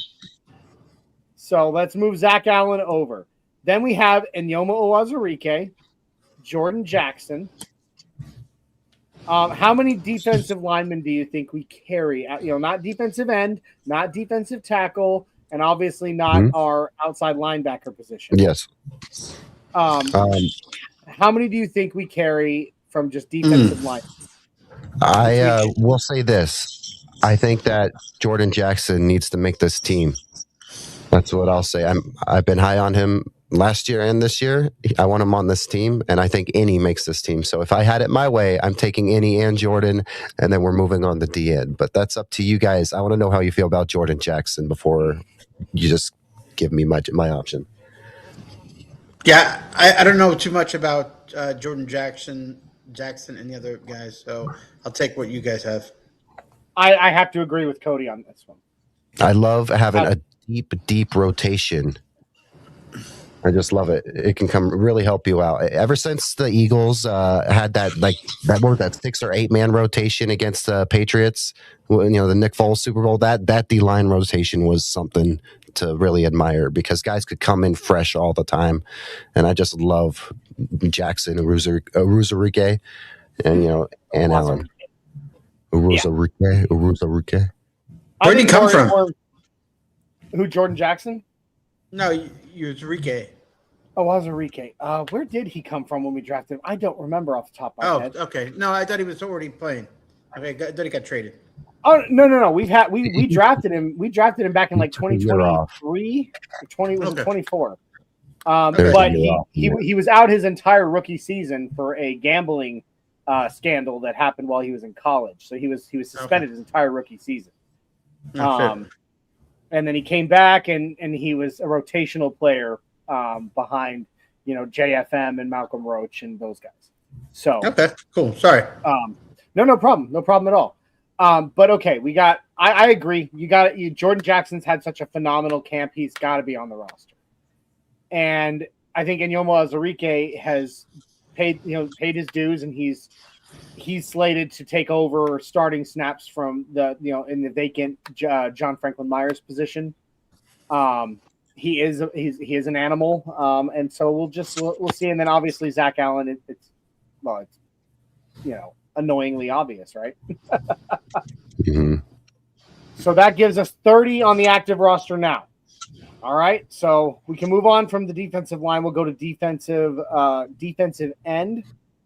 You got Savion Jones, Matt Henningsen, and now Ron Stone Jr.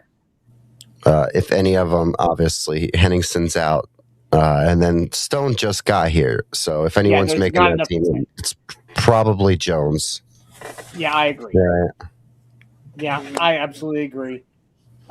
He's the only one I'm confident saying. Enough of these guys, the defensive linemen can slot into the defensive end position. You know, it's like what we were talking about with tackle to guard. And even some of those tackles have flexibility even at center if you really need to. Like with Palcho, sure. I bet in a pinch he could probably do it. I agree 100%. And yeah, like you said, Ron Stone, he's coming up today, literally today from the UFL, replacing his UFL counterpart in Hakeem Butler. At least in terms of roster spot, we don't. You got to keep one of them on there at all times. No, you don't. I'm sorry, you don't. Well, it's going to be fresh, right? Yeah, you know, I don't know. I liked Hakeem Butler, you know, in the UFL, but he just didn't work out here. And Ron Stone, I think he's honestly just here to create some camp competition for the last. Yeah, with what's left. I don't think he's going to be ready for an NFL game. You know, body. I don't.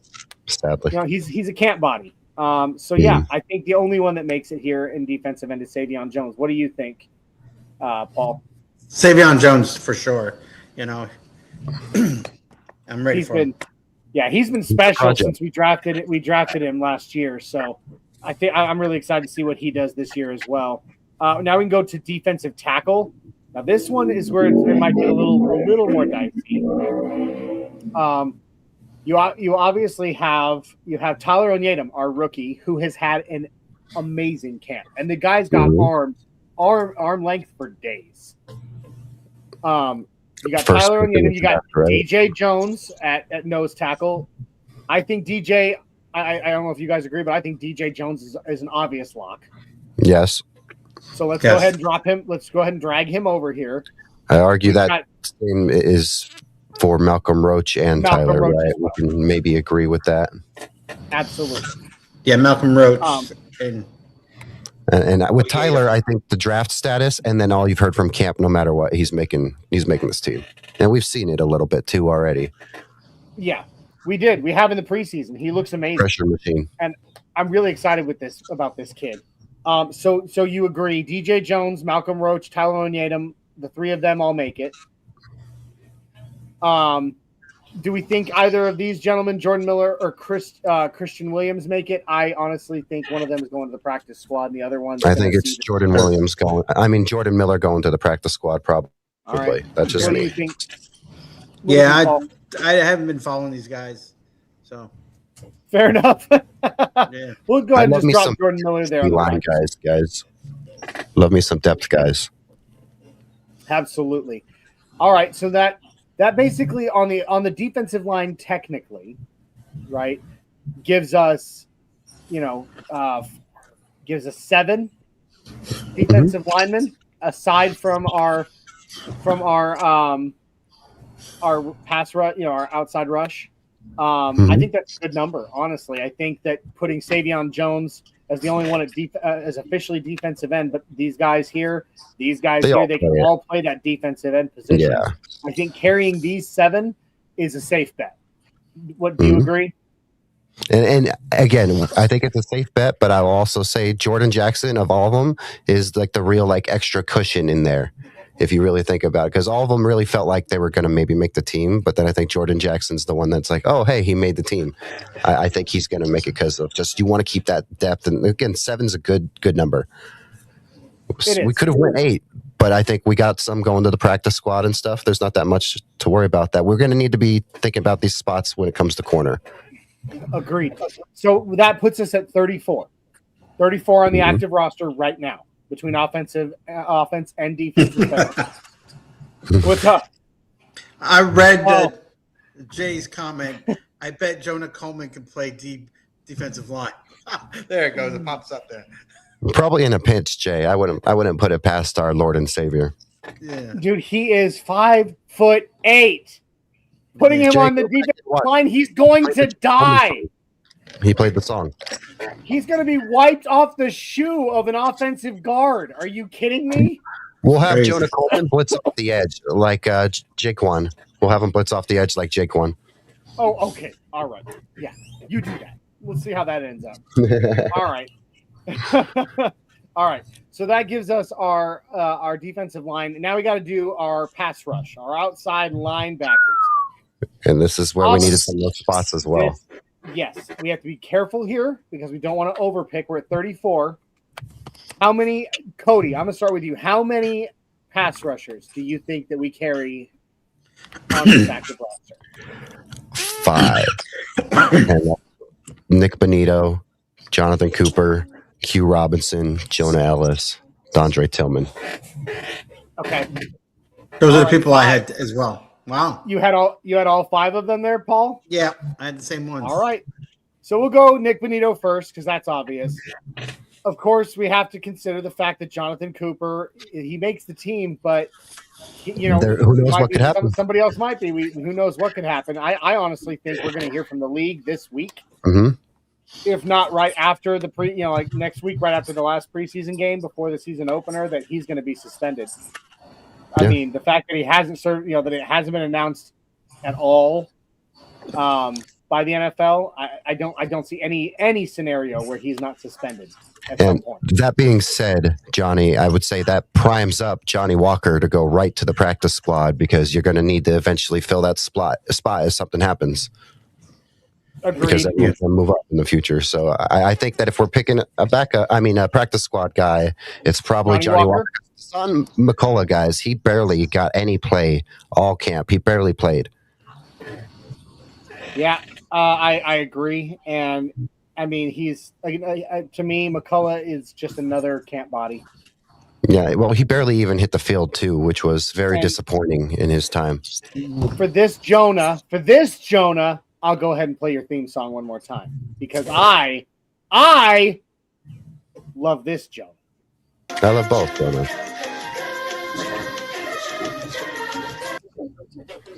All right. I know. I'm sorry. I cut you short there. We need to play it for an hour loop. An hour loop. I would probably drink myself to death. I'm going to be honest. Just pick a nice little orange and blue background and then play it for an hour, like how I've done on my channel with the late night music stuff. Just do that. Then make it the Jonah song. I don't know how old you are, Cody. And I know Paul's older than me. But I don't know if you all remember the TV show Dexter's Laboratory. Oh, yeah, of course. Cartoon Network. I'm in my Dexter phase right now. Can't you tell? Yeah, for real. You kind of look like him, actually, now that you mention it. But if you I don't know if you ever saw the episode where he tried to learn French overnight by creating like a record player that would play French phrases all night. And it went haywire and just played, I would like a cheese omelet in French over and over and over.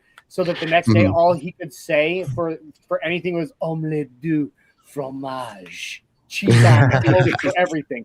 I feel like if you made me listen to that song on an hour loop, that's all I'd be able to say. People would be like, "Hey, Johnny, how's your day?" I'd be like, "Go, Jonah." Nice. All right, let's go. So I agree. Five pass rush because that's one of those positions that you got to keep strong, and also injuries happen. Knock on wood. But and also, who knows what happens with Cooper? And who knows what happens with Cooper? So now let's go inside linebacker. We are at 39 active roster spots taken now. We only have 14 left. So we definitely have to consider our safeties and our cornerbacks as well. Which for me where it gets interesting for us all. This is where it gets dicey. So I'm going to start, if that's okay with you guys. I'm just going to drop a name here that everybody seems so down on, but I still love him, is Alex Singleton. He makes the squad. It's obvious, right? Yeah.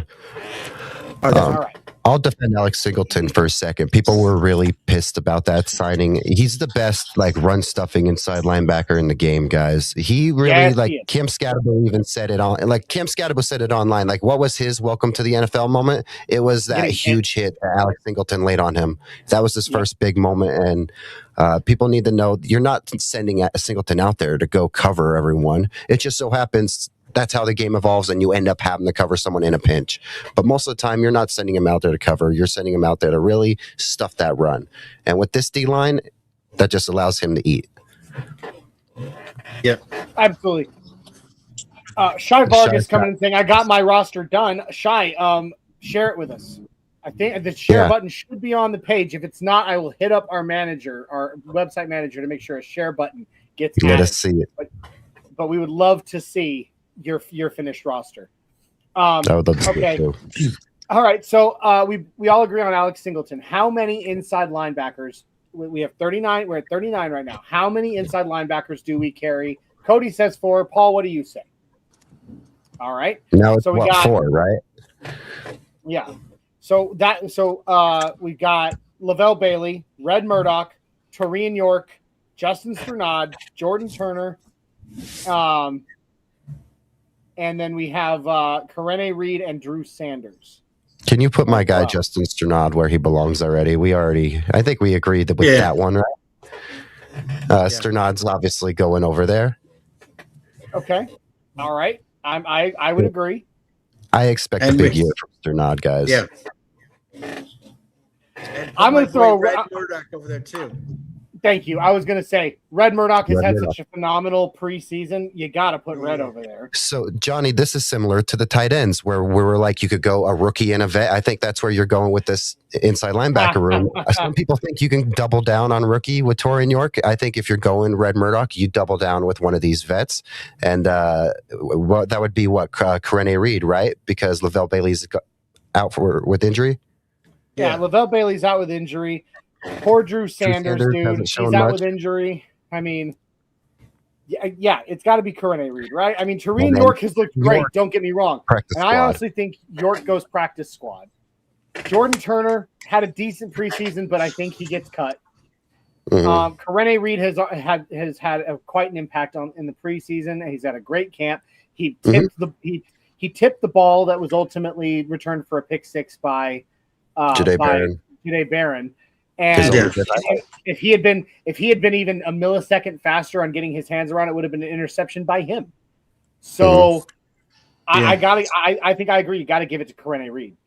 Yeah, you go one rookie, one vet. That works for me. So there's our 4: Singleton, Strnad, Murdoch, and Reed at inside linebacker.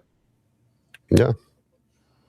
Which takes us up to 43 active spots taken on the roster, and we still have and all we have left is cornerback and safety. So, the obvious starter to me has to be Sean Fresh Jr., right? No, kidding. Yeah. Get PS2 over there. Yeah, we don't even need to ask, right? I mean, Pat Surtain, come on down. You're the next contestant. Inarguably, in my opinion, I mean, obviously I'm wearing my orange glasses, but inarguably the best quarterback in the game. Mm-hmm. Obviously, we don't know the status of Riley Moss, but I gotta think he makes the team, right? And he's gonna be your quarterback to start the season, no matter what. You agree, Paul? Even with the rib injury he sustained, he'll make the team. Yeah. Yeah, I do like McMillan. But... yeah. Okay, I didn't ask this. How many I'm gonna ask Paul first. How many cornerbacks do we carry? We are at, what did I say? 43. I do 5. So 5 cornerbacks, which would take us up to 48. I know there's a 53-man roster. So, well, these guys have special teams abilities. So, yeah. What do you think? What do you think, Cody? Do you agree with 5 or do you go with 6 or 4? I think 4 is too low personally. I can get on board with 5 or 6. So, because like you said, most of them have special teams ability as well. Yeah, I'm going 6. I'm going 6. And if Jahdae Barron did not have the draft pedigree he had, if he was a 4th or 5th round pick, he would be not making this team. I'll say it out right now. If he was a 3rd, 4th, 5th round pick, he's not making this team this year. But because of where he was picked, he is easily going to make the team still. So give me Jaquan, give me Jahdae, give me Chris Abrams-Strain, and then give me my guy, Sean Fresh. Okay. All right. I agree with Cody on this one. We were at 43. I agree. We Barron carry had a pick 6. 6. I agree. Barron did I have agree. a We good got to pick. carry 6 cornerbacks because that is the one position where injuries happen the most often, and Mhm. we have such depth there. And these guys, a lot of these guys are very versatile. I think that some of these guys, if we have safety issues, can easily slot down to safety and play that position if we needed them to. So yeah, I agree 6. So I'll break that tie. Sorry, Paul. And Now yeah, it's a matter of who you guys want. I agree with Tiz here. You know, Barron did have a pick 6. You can't take that away from him. He had a pick 6 in the preseason. I understand, and but he had the Jets. The thing is, I think I'm going to defend Jahdae Barron here for just a second, Cody. I honestly think just very similarly to Evan Ingram last year. My opinion on Evan Ingram, I think Jahdae Barron in his rookie season with the Broncos was grossly underutilized. I think if we saw more of him last season, that question that you said if he would even make this team wouldn't even be a discussion. Yeah, I think he's got that much natural talent. It's just he was grossly underutilized. So I've said it with Jay. Yeah, I've said it with Jay that I wish that they would let him float around like they did at Texas. Let him float around, and also I think that he could really be like when you're really worried about, let's say you take a hit to that inside linebacker room, send him out there with the ILBs. That's your new like running back tight end guy because he had a great interception on Dallas last year covering I think it was their tight end, and then he had a pick 6 called back against the Chiefs covering Kelsey. It was called back. Yeah. So if he covers the middle of the field very well. Yeah, let him float around, or just send him out there in some of these packages. Cover those linebackers, those running backs. If you're really worried about having the linebackers in a vulnerable position, that could help shore up some of that. Agreed. All right. So I agree with Paul, you. Underutilized. Yeah, Paul. Do you think that the two that Cody said, the remaining 2, Chris Abrams, Drain, and Sean Fresh, is a good? I didn't really know much about Sean Fresh, but hey, he's been returning. Yeah, okay. I was gonna say he's had a lot of utilization in this preseason on special teams, and to me, that's why he makes the squad. He gets put in as a cornerback to save the roster, for the roster spot, but we see him mostly on special teams, and if you see him on the field as a cornerback, something has gone very wrong, in my opinion. Yeah. So. I'm going to go. Yeah, I got to give it to my man, Chris Abrams, Drain, MIZZOU alumni, baby. So, got to love him. And then Sean Fresh. There we go. Yeah, it's kind of weird, Cody. I'm a Mizzou alumni. I've got the CU Buffs tattooed on my arm, and I'm currently taking online classes at Arizona State. So I'm also a Sun Devil. Nice. Like it's kind of crazy.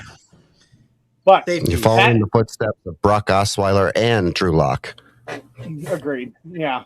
Hey, I'm cool with that. Listen, Brock, the 2015 trophy would not have happened were it not for Mr. Brock Osweiler. So just like with Bubby Brister stepping in when he did, that year would have never happened without him. And so when you think about it, 2 of our Super Bowls only happened because we had great high-level backup quarterback play. Yeah, absolutely. You're totally right, my friend. Mm-hmm. Totally right. Which is why we value the backup.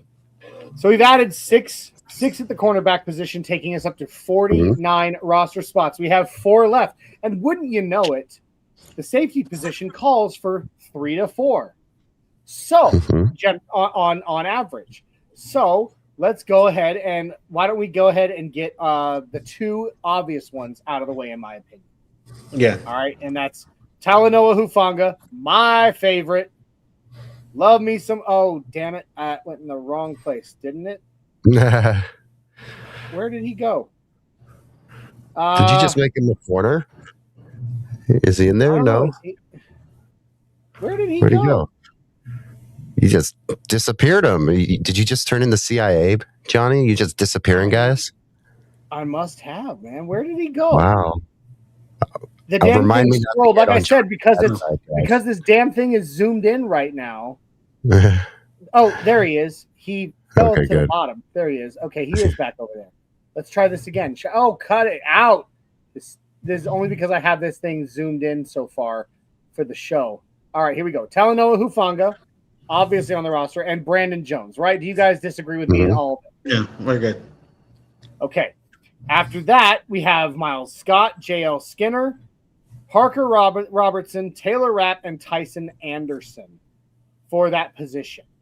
Do you guys, which of these guys, honestly, I think Taylor Rapp makes it. I mean, yes. Pretty much a given. What do you think? Great addition with a lot of experience. I agree. Taylor Rapp's making it. Okay, yeah, because he played for the Bills, didn't he? He did, and he's a monster. I mean, and they brought him in. Getting him is a conveniently too.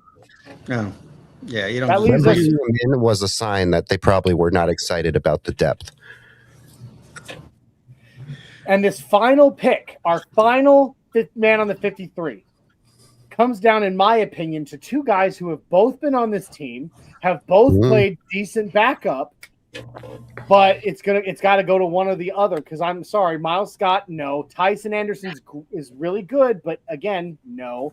Parker Robertson I barely heard his name. So is it J.L. Skinner or Devon Key in your opinion, or do you disagree with that take? Give me Devon Key. What about you, Nacho? I disagree. I take Skinner on this one. Has a great preseason, and he's been pretty clutch during certain key downs. Looks like we got another Johnny tiebreaker. All right. Well, I'm sorry to do this to you, Nacho, and you can leave. You can hate me for it, but I've got to break the tie in favor of Cody on this one again. I like both J.L. Skinner and Devon Key. However, if I'm looking at the resumes of both, I think Devon Key has just had slightly more impact than J.L. Skinner. Despite the great preseason by J.L. Skinner, I think it's got to go to Devon Key. And he's special teams too, right? He does great special teams work, but when Hufanga went out for a little while and Devon Key had to slot in, I feel like he obviously wasn't Hufanga, but he held down that position as best as you could in that situation for a guy who, in my opinion, should have made the NFL top 100 in Talanoa Hufanga. Yeah. So I don't know. We have a disagreement here too with Tiz says that Key makes it on special teams, but that's why I'm going to put him makes it on special teams. Yeah, and I think that he's the best choice of the two to come in if we need a fourth guy to hold down that position. So guys, we've done it. The 53 is officially done. Now we just have to finish our practice squad, and we'll be set, man. Like this is. I will say, Johnny, looking at that safety room, go back and look at that safety room, and you just really look at that, the injury concerns. If it happens, if the injury bug hits that safety room, it looks a little scary for sure, because Rapp has injury history, Talanoa, BJ, they all have injury history. So we're really hoping for a healthy year banking on those guys. And that's why maybe you throw a Skinner on the practice squad. Yeah. All right. So we'll go ahead and throw Skinner on the practice squad. Because I like the safety room choices, but you can't deny that's an injury history ridden room. Yeah. Okay, and so I like right how now the practice squad's looking already. It's looking like a good unit. Absolutely. We got 7 on the practice squad. So is there a name at any position that you guys see left on the list? We have 9 roster spots for the practice squad left. Yeah, I really don't know these guys. Throckmorton is a versatile multi. I can agree with Throckmorton too. All right, I agree as well. I was about to ask you guys, what do you think about Calvin Throckmorton going there? He's done what he's had to do. Yeah, so I think he's earned the practice squad spot with all he's been asked. Absolutely. And then, okay, we still have 8 spots left. Give me Caleb Lohner. You want Caleb Lohner? I want it right now. Caleb Lohner on the practice squad. All right. I'll do it because I wrote an article on Caleb Lohner last year, and I still think that I honestly think when we finally see him hit the field, we're going to be shocked. Mm-hmm. I still think that. Okay, Nacho, that leaves us 7 spots left. I'm going to let you pick the next player that hits the practice squad. Let me know when I should stop or if I'm scrolling too fast.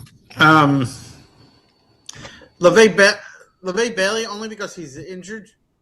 And, you know. He's on... he's at IR. I'm sorry. Injured reserve, right? Well, we can put Lavelle Bailey on the IR. All right. Yeah. So there's Lavelle Bailey. He's still on the team, but he's on the IR. Now, naturally, when he goes to come back, you'll probably have to cut somebody if you want to bring him on to the squad. Yeah. But okay. It's a broken Cody, leg, though. Are we going to get him back? Yeah. Cody, I'm going to start back down here at the bottom. If you see the next your way name you up want, to inside linebacker, please, and give me Torian York. Torian York. All right. That should get us to 9, I believe. I'm going to count them real quick. It's a good unit. Who's that guy you were saying for the receipt? That's 10. Just keep scrolling. Okay, no problem. We're at 10 right now, so we have 6 spots left.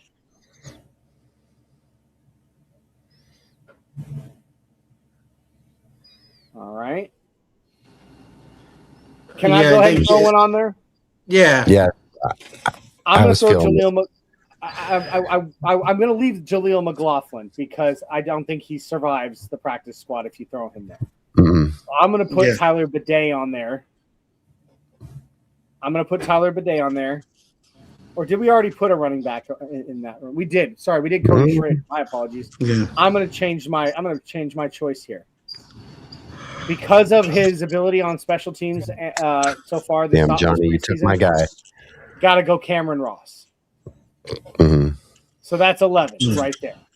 All right, we got 5 left. Go ahead, Paul. I apologize. I'll let you guys kind of. Hakeem Butler, I was thinking, but don't we already have wide receivers? He's gone. We cut him. We cut him today. Okay. It's the one name that just didn't update when we did the changes today. So he's gone. Yeah.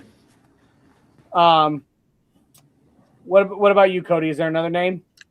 Head over to cornerback real quick. All right. And let me take a quick look. I'm really, really leaning into either Brent Austin or Reese Taylor. Both of them had shown some flashes in this preseason. I think that one. What would your opinion be on that, guys, between Reese Taylor and Brent Austin? I think both of them. Brent Austin had 1 or 2 good big practices in camp. I think Reese has looked pretty good on the field in preseason. I'm leaning towards one of them. If I had to lean towards one or the other, I'd have to go Reese Taylor. Yeah. He had a little bit more production in the preseason games than Brent Austin did, and before that, I have to give him. I have to give him the experience that Brent Austin didn't get. So give me Reese Taylor then. Reese Taylor in there. All right, it gives us 1, 2, 3, 4, 5, 6, 7, 8, 9, 10, 11, 12. 12 on the practice squad with 4 spots left. I'm gonna go. I hate this. I'm gonna go Jordan Turner because Drew Sanders is hurt right now, is he not? I would love to give it. We can put Drew Sanders onto IR, but at least for the practice squad right now, I got to since he's going to be on IR, I got to give it to Jordan Turner. Don't you think? Yeah, makes sense. So, I got to be honest. You guys are at my leg right now with these guys at the end here. I haven't really been paying attention. I hope that I spend way too much of my life studying statistics there, pal. Yeah. See, I don't want to catch any hate for it, but I really think that if I had it my way, I'm done with the Drew Sanders experiment. It just takes too much time and effort. That time and effort could go into someone else. Agreed. It sucks. I really want him to have succeeded. He was a very exciting prospect. He was. I think we got to give at least 1, maybe 2 more linemen, offensively and defensively. Offense and defense. Yeah, Kristen Williams probably is what I'm leaning in. Okay. Just because we don't know much about Ron Stone. He hasn't done anything for us. Kristen Williams has at least been at camp and has been in the games. Yeah. I agree with you. So I'm going to go offensive. And I'm going to give it to Michael Dieter at center, just because of the injuries that have happened to Forsyth and Wattenberg in camp. I think you need to carry a center there. I see you, George. So 1, 2, 3, 4, 5, 6, 7, 8, 9. Solid practice squad 10, unit. 11, 12, 13, 14, 15. We have one spot left. I'm going to let you have it, Cody. Looking through the list of who's left. Oh, give me. Bear in mind, I think we only have one, maybe two defensive linemen out in there as well. Yeah. So let me see give me. I heard Miles Scott's name a lot this preseason. Miles Scott is up there. I was thinking safety or Gavin Ortega. But no, Gavin Ortega for offensive line. Yeah. Yeah. No, you know what? Give me a safety. I want a safety as well. All right. You want Miles Scott, Tyson Anderson, or Parker Robertson? Give me Miles Scott. Miles Scott it is. Let's just finish it up now by adding our IR and PUP list. We have Lavelle Bailey on IR. Do you think we keep Drew Sanders on IR or cut him? I think we cut him, but I don't know. What about Henningsen? Oh, this is tough. I mean, I've never done this before. This is crazy. I don't love what's happened with Henningsen, to be honest. 2 Achilles back to back, year to year. What's going to happen in year 3? Is he going to come back? I don't know. I mean, honestly, you don't even have to put him on IR. Given it's a season-ending injury, you don't even have to field him at all. He's still under contract. He just rides out the season in the training facility. So okay. Any of these others? I'm surprised that none of us took the man jack bait. I'm not baited by it. He's good. Some people would be. He did great, but I honestly think he's one of those ones that gets a job on another team. Probably, yeah.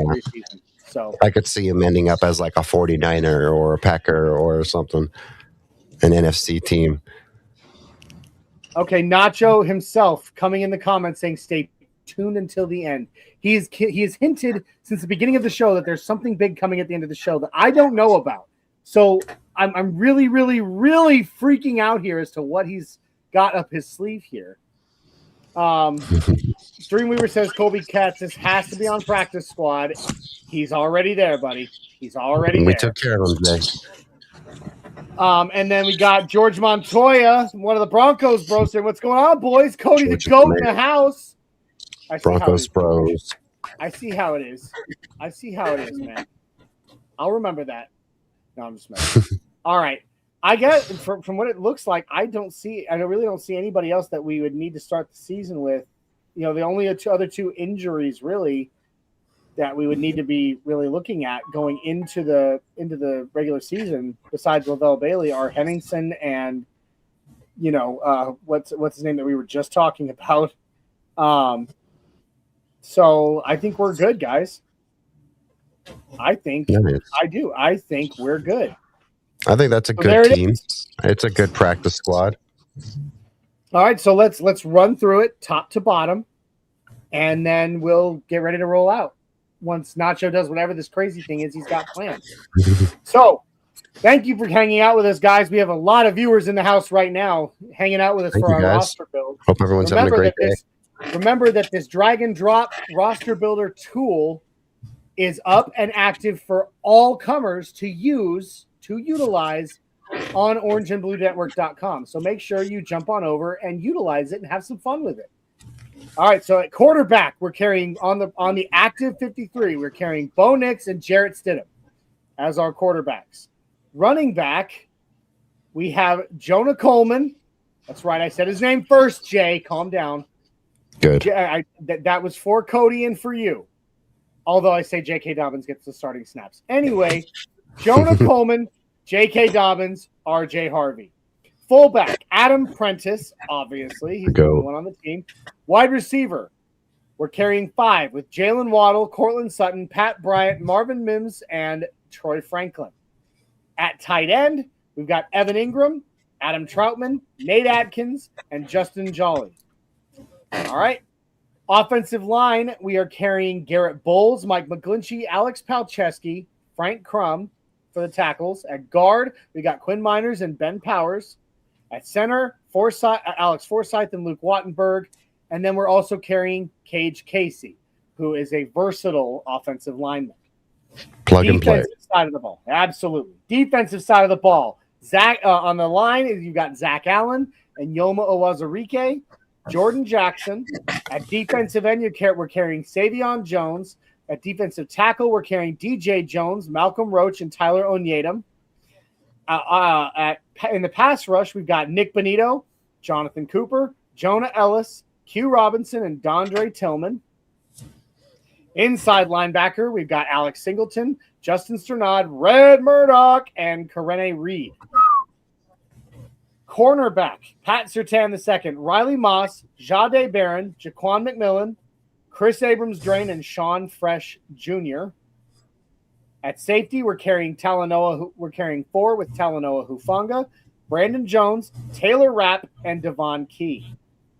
And then, of course, our skills positions, Will Lutz at kicker, Jeremy Crawshaw, the punt god. He is. I don't care what anybody says. He's the best punter in football right now. And, of course, the long snapper with the experience over the other long snapper, Mitchell Fraboni. All right. We then rounded out with Lavelle Bailey entering the season on injured reserve. We have a practice squad consisting of cornerback Sam Ellinger, running back Cody Schrader, wide receiver Colby Katzis, wide receiver Little Jordan Humphrey, defensive tackle Jordan Miller, outside linebacker Johnny Walker, safety J.L. Skinner, guard Calvin Throckmorton, tight end Caleb Lohner, inside linebacker Terian York, Cameron Ross, wide receiver Cameron Ross, safety Reese Taylor, inside linebacker Jordan Turner, defensive tackle Christian Williams, center Michael Dieter, and safety Miles Scott. I want to ask you guys, what do you think of the roster we built? I'm excited. I like it. I was honestly surprised. There's a few guys I'm surprised didn't make it. Dallin Bentley didn't even make the practice squad. Dallin Bentley did not even make the practice squad. Maybe that has to do with the fact that Jolie has the receiving options and also a little higher pick. So that's probably what Jolie has going in his favor there. Again, I'm a little worried about the safety depth. We got all the best picks that we could there, but that's a room that if it gets hit with the bug, it gets a little worrying. Agreed. I will say this about Dallin Bentley. Had a great camp, great preseason for a rookie. He is one that I would look, if you put him on the practice squad, he's going to be taken by another team. Yeah. And that's probably why I didn't put him on the practice squad when I had my choice. Yeah. Because I looked at him and I was like, he's not sticking around. If you put him on the practice squad, he's going somewhere. So that's why you roll it back with Caleb Lohner. Yep. You're not wrong. So, all right, guys. Well, that does it. That's our 53. And it was awesome. And we had a lot of fun doing it. I hope you guys had enjoyed it too. And if you liked what you saw with our Orange and Blue Network 53-man roster builder, go over to orangeandbluenetwork.com and use that to build your own 53-man roster and share it and tag Orange and Blue Network on X or on Facebook so that we get to see it too. I'd love to see what you guys come up with. With that, I guess, Paul, Nacho, man, you got something up your sleeve, man. So yes, I'm glad. I hope you guys all stay tuned for this. This is probably the highlight of it's better than a 53-man roster, better than this is our highlight. So I think I have somebody calling in into the show. Can you see if you can allow them? As you guys know, I'm the organizer of United in Orange Tailgate, and we've been doing this for a long time. We just started doing this thing called Actually, 1 second. Johnny, can I present my screen? Please. And also, I don't see any guests in the green room right now, so I'm not sure. Okay. Did you send them the link that I sent you? I did. Okay, then we can dial in here shortly. So we can hang out and talk or whatever until they get here, if that's what you need. Okay. Mm-hmm. Yeah. But yeah, please share whatever it is you need to share, my friend.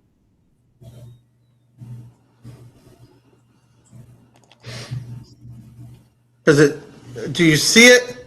I do. I'm going to add it to the stage right now. Here we go. Okay, so.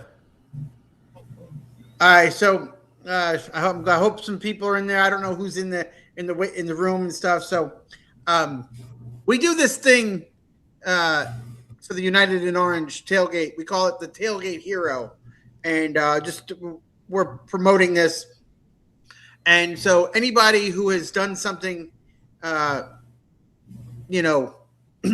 extraordinary in the community, we want to recognize them. So some of the nominations have been submitted. So 1 second. I think, do you still see them? Still I want her to. Linda's going to. Hold on a second. Let me. This would be your fiance, Linda, right?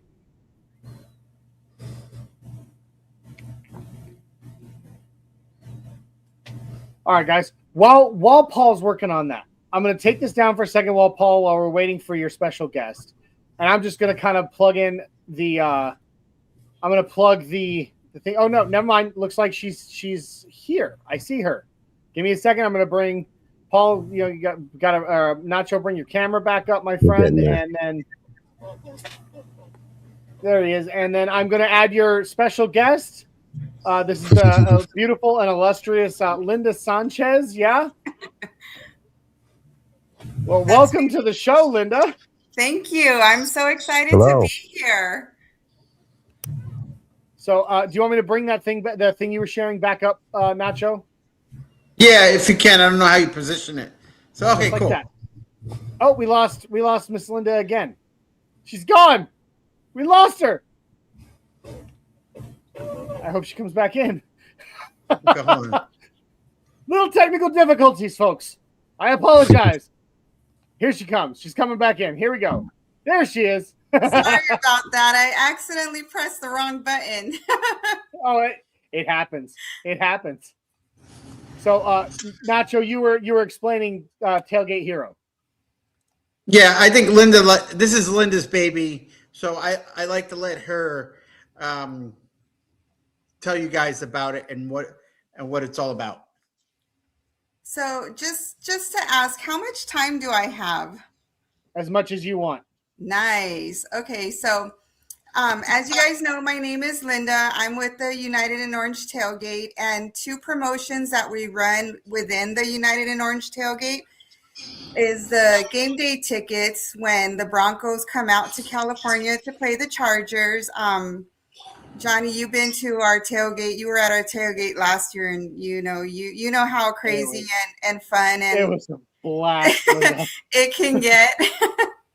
So we actually do game day tickets for that event as well, and we like to call it the Orange Wave section. So I run that promotion, and then another promotion that we run is called the United in Orange Tailgate Hero promotion.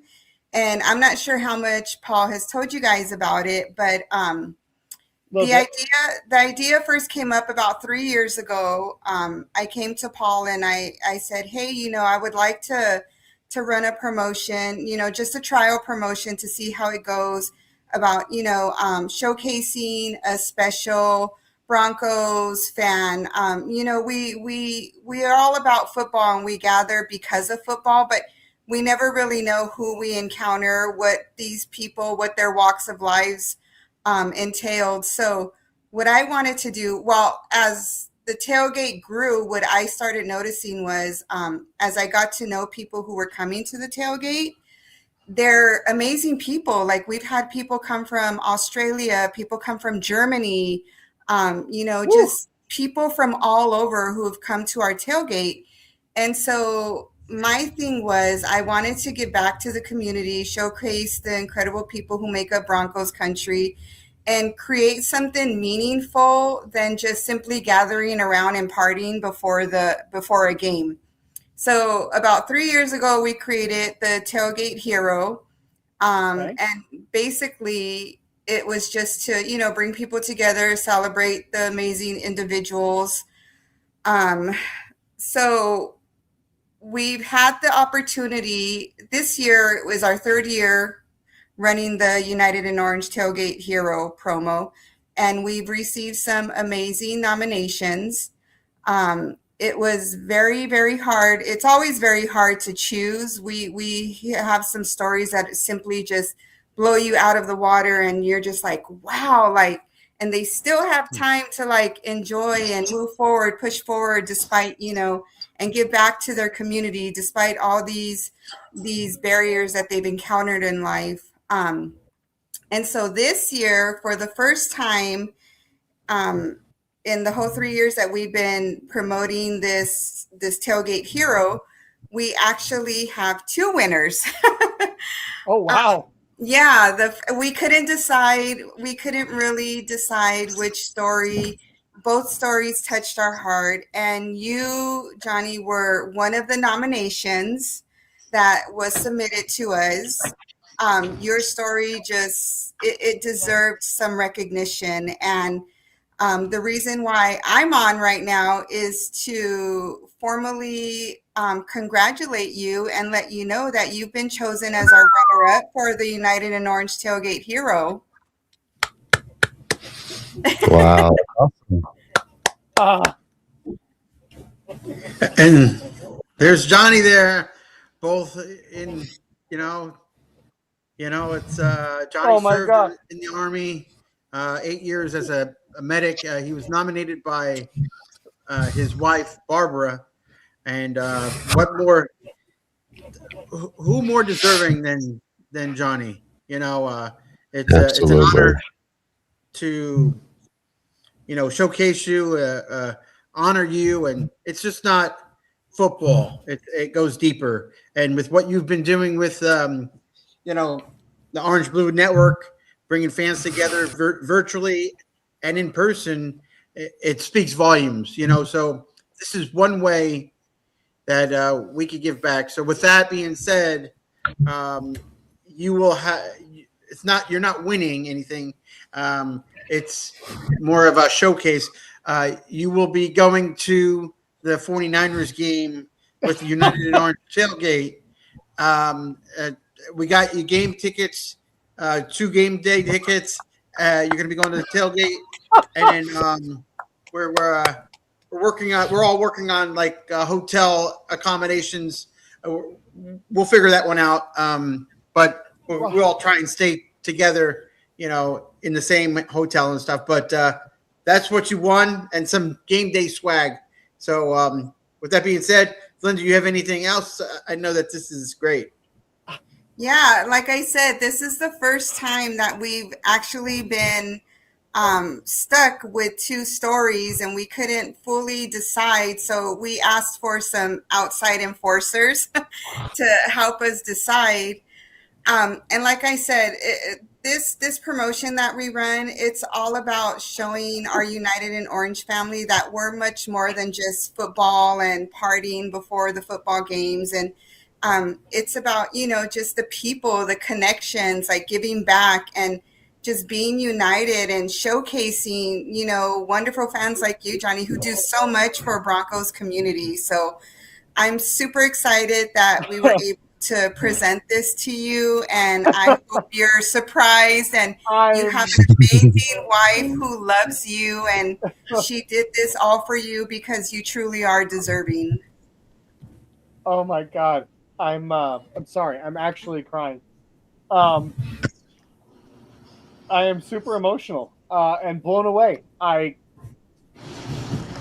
There are no words. What an amazing! I mean, I'm sitting here going, what an amazing thing you're doing for Broncos country, for the community, for these people. But I had It's okay, buddy. We've been there. It's such an emotional thing that we do, and we always think that we're gonna be okay once we present it. But reading your story, Johnny, and just seeing your struggles and how you overcame them, and how you're just so giving with the Broncos community, and not even just the Broncos community, in your personal life in general with your wife, and it's amazing to be able to present you with this. It truly is. I'm absolutely blown away, both of you. I'm going to San Francisco. Yeah. I'm going to San Francisco. Yeah. Oh my gosh. And that's I'm literally taken aback. I don't know if I have words. Here I was, it was a normal show night. We had a fun thing that we got to do, but that was a little different than normal. But to end the show this way, I'm going to San Francisco. I'm gonna have to go love on my wife, a little extra tonight. I mean, yes, she wrote some very amazing things about you, and it like I said, the story just blew our mind, and we're like, no, we have to give something for him too. Yeah. I'm absolutely flabbergasted. I'm so taken aback by the generosity and the kindness of you two and the United Orange Tailgate. I am losing my mind with excitement. I am going to the Niners game. I am so freaking excited. I'm gonna have to walk downstairs, tell my wife that we're going to San Francisco, because either she has no idea or she keeps a damn good secret. She keeps a damn good secret. How you doing? Can I say something nice about Johnny? I would love to say something about Johnny real quick, if that's okay, because Johnny is such a great guy. What he has done, not just outside of Broncos country, but in Broncos country, he's given so many Broncos fans voices on the network. You've given so many people voices on the network, and I'm only 4 months into this, Johnny, and I can see the impact you've made on all your fellow co-hosts throughout the network. So you should be very proud of everything you've built and you continue to build. So I'm very excited to just be here for this moment. That was awesome. Grateful to just sit there and watch this moment, and it couldn't happen to a better person in the world right now. Johnny, you've done a big thing for Broncos country. I'm excited for you. I'm happy for you. Stay away from the substation. I can't cry more, Cody. Stop. All right. Stay away from the substations when you get to San Francisco. Oh, okay. I'll do that. I haven't been to San Francisco since I was 12 years old. Wow. But I loved it. I loved it then. And you know what's crazy? That is October the 4th, is it not? Yeah. I think it's October 3rd, right? October 4th. Okay. So the crazy thing, and I can't wait to discuss this with my secret keeping wife. Chat, show some love to Johnny. Show some love to Johnny. That actually begins fall break for my young ones, my 3 sons. Nice. And so I might just have to find a way to take my kids to San Francisco and let them experience the city for a few days, and find a babysitter while we go to the game, because that's too good of an opportunity to pass up. Oh my God, I'm blown away. Oh Lord. Y'all are incredible. And when Paul asked me if he could be on the show this week, it's very rare. It's rare that people come to me and ask if they can be on the show. I'm usually reaching out to them, being like, "Hey, you want to be on the show this week?" When he asked me, he was like, "Hey, can I be on the show Tuesday? I really need to be on the show Tuesday." I'm like, "Why?" Okay, cool. Now I get it. Now I get it, dude. That's why you needed to be on the show. I have your just so some people not giving out all the information about what you did. Johnny served in the Army for 8 years. He was awarded several medals for distinguished valor. He was deployed overseas to Afghanistan, received presidential award from his commander. He also received smaller awards and medals while over there. Oh, I think you're breaking up. I hear you very choppy. Sorry. Yeah. So yeah, it'll be up to you if you want to share your story. We'll edit it, but definitely, Mile High liking, Mile High Pride. Thank you so much. I'll share a bit of my story if y'all have just a second. I don't mind. It honestly, I kept a lot of my story in for many years, and it made me, to be honest, suicidal. And it wasn't until I started opening up and talking about it that I was okay again. And that's actually what led me to podcasting. It was a way for me to just speak, and just, even if it wasn't about the war, even if it wasn't about any of that, it was just a way for me to speak. So I'll share some of my story because that is one of the things that I am very proud of my service. And I served 8 years as a combat medic with the attached to the infantry with both the 3rd Infantry Division, which is the pic in the photo that you see there on the left. That was me when I was with 3rd Infantry Division. After that, I served for 4 years with the 101st Airborne Division as air assault, with the air assault infantry, which is, if you've ever seen Black Hawk Down, that's the units that fly in on the Black Hawks, drop the ropes, and slide out of the helicopters. I did that for 4 years. I was injured, and on my second deployment, I was injured and went through many surgeries and everything, but ultimately the Army decided that I was no longer fit to be a soldier, and I was medically discharged in 2018.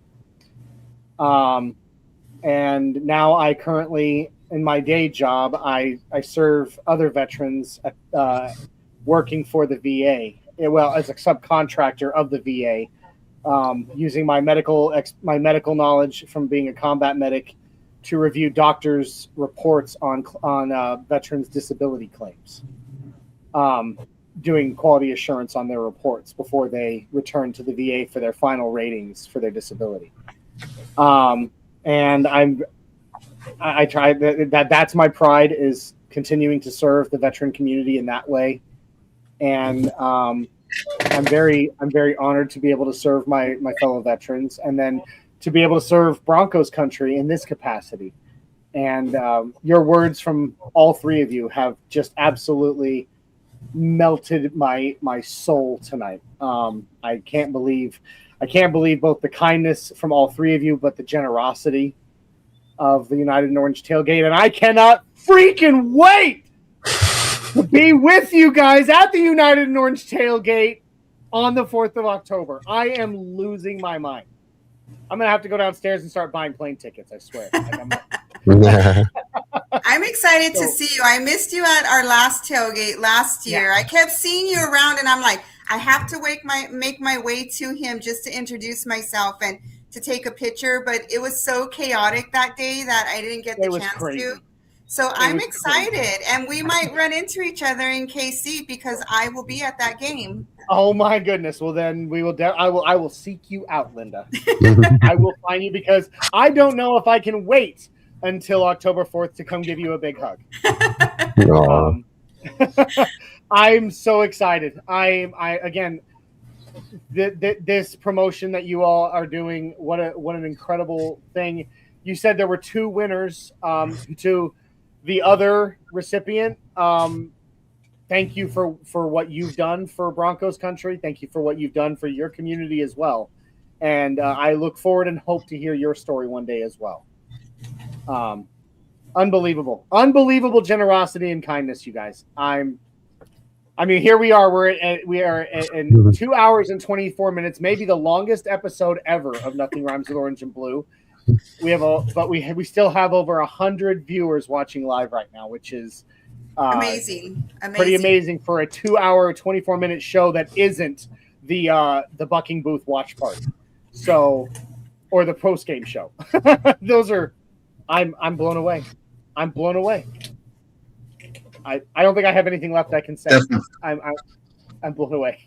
Well, you deserve it. You definitely deserve it. You deserve it. Like I said, We're all about Absolutely. giving back and highlighting. And I'm pretty sure a lot of people who are watching didn't know anything about that, about your, what you do aside from this. And this is our main focus, like showcasing what amazing people our Broncos country are. No, thank you. Your words mean everything. And I don't know how we could follow that up with anything else like that. I can't wait to go tell everybody, hey, go watch the last 20 minutes of the Nothing Rhymes podcast. Because, unbelievable. And God bless you both. God bless all three of you. Thank you. What a night. What a night. Thank you for having me. I'm grateful to be here. Thank you for having me unexpectedly. Oh, no. I mean, I trust Nacho. If he says he's got somebody important to bring on, I'm going to be like, oh, well, it's got to be important. It's important then. If Nacho says it, it's important. You just don't ever piss off an abominable snowman. So, but then again, it's a bad idea to piss off a Viking. I get a pass to that. Yes. But I will say this: it's also a bad idea to piss off a Viking too. So be careful. Yeah. But guys, I'm going to go ahead and roll us out of here if that's okay with you. I hope you'll stick around for a few minutes so we can just talk in the studio after. But everybody, all incredible news aside, thank you so much for joining us tonight on the Nothing Rhymes with Orange and Blue podcast. If this is your first time watching, and for all those that are still watching, and you haven't already, please like, subscribe, share, and comment over on YouTube. Especially subscribe on YouTube. And also, when you do, make sure that your profile is set to public, because we're on the march to 1,000 subscribers, and we're nearly there. And when we get there, Orange and Blue Network is giving away this gorgeous, authenticated Nick Bonito signed mini helmet from his rookie season in a beautiful mirrored display case valued between $250 and $300. It can be yours for your Broncos collection. The only thing that you have to do is subscribe and share it to tell your other friends in Broncos country to do the same. That way we can get there and do this Wheel of Fortune spin for the winner. So please make sure you do that. Also, follow us on X. Follow us on Facebook. Check out the audio version of every one of our podcasts wherever you find your favorites. We also just recently rolled out the Orange and Blue Network TikTok. Go check us out over there. Awesome short form content. And just a little over a week ago, we also launched the official orangeandbluenetwork.com. So go over to the website, check it out. For those that watched for the whole show, you saw our awesome 53-man roster building tool. We also have blog articles. We have original music by Soulmate and Infinity, all about the Denver Broncos. We have forums that you can start and discuss whatever you want to Broncos-wise with us and with each other. What a great place to come together as Broncos country and have a platform to discuss. Guys, I'm just so unbelievably blown away right now that I have nothing left. So I'm going to go ahead and say, kind of preseason's almost here, y'all. The regular season is on its way. We are this close to meaningful Broncos football, and I cannot wait to share it with all of you in the Orange and Blue crew and the rest of Broncos country. I'm Johnny Baki, the Mile High Viking. A big thank you to Cody Chepa. Did I say it right this time? Did I say it right? Okay. Cody Chepa. If you haven't checked him out, go check him out at Still Up Sports. If you're on the night shift and you get home at super late and you got some and you want to watch and you want to talk Broncos late at night, that's your guy right there. Still Up Sports. Go check it out. Thank you to Miss Linda Sanchez and to Mr. Paul Marinaccio. Did I say it right that time? Yes. Yes. The Abominable Bronco and the United and Orange Tailgate for joining us tonight. Unbelievable. And I cannot wait to have all of you back on very, very soon. With that, I'm going to give you a big Mile High salute. And good night. And go Broncos! Orange and blue, we're here for you. Talking Broncos all day through. No stopping us, we're on the loose. Come join the crew, no bad news. Podcast vibes so fresh and true. Nothing rhymes with orange and blue. Catching up on all that we knew. And play, let the episodes accrue. Nothing rhymes with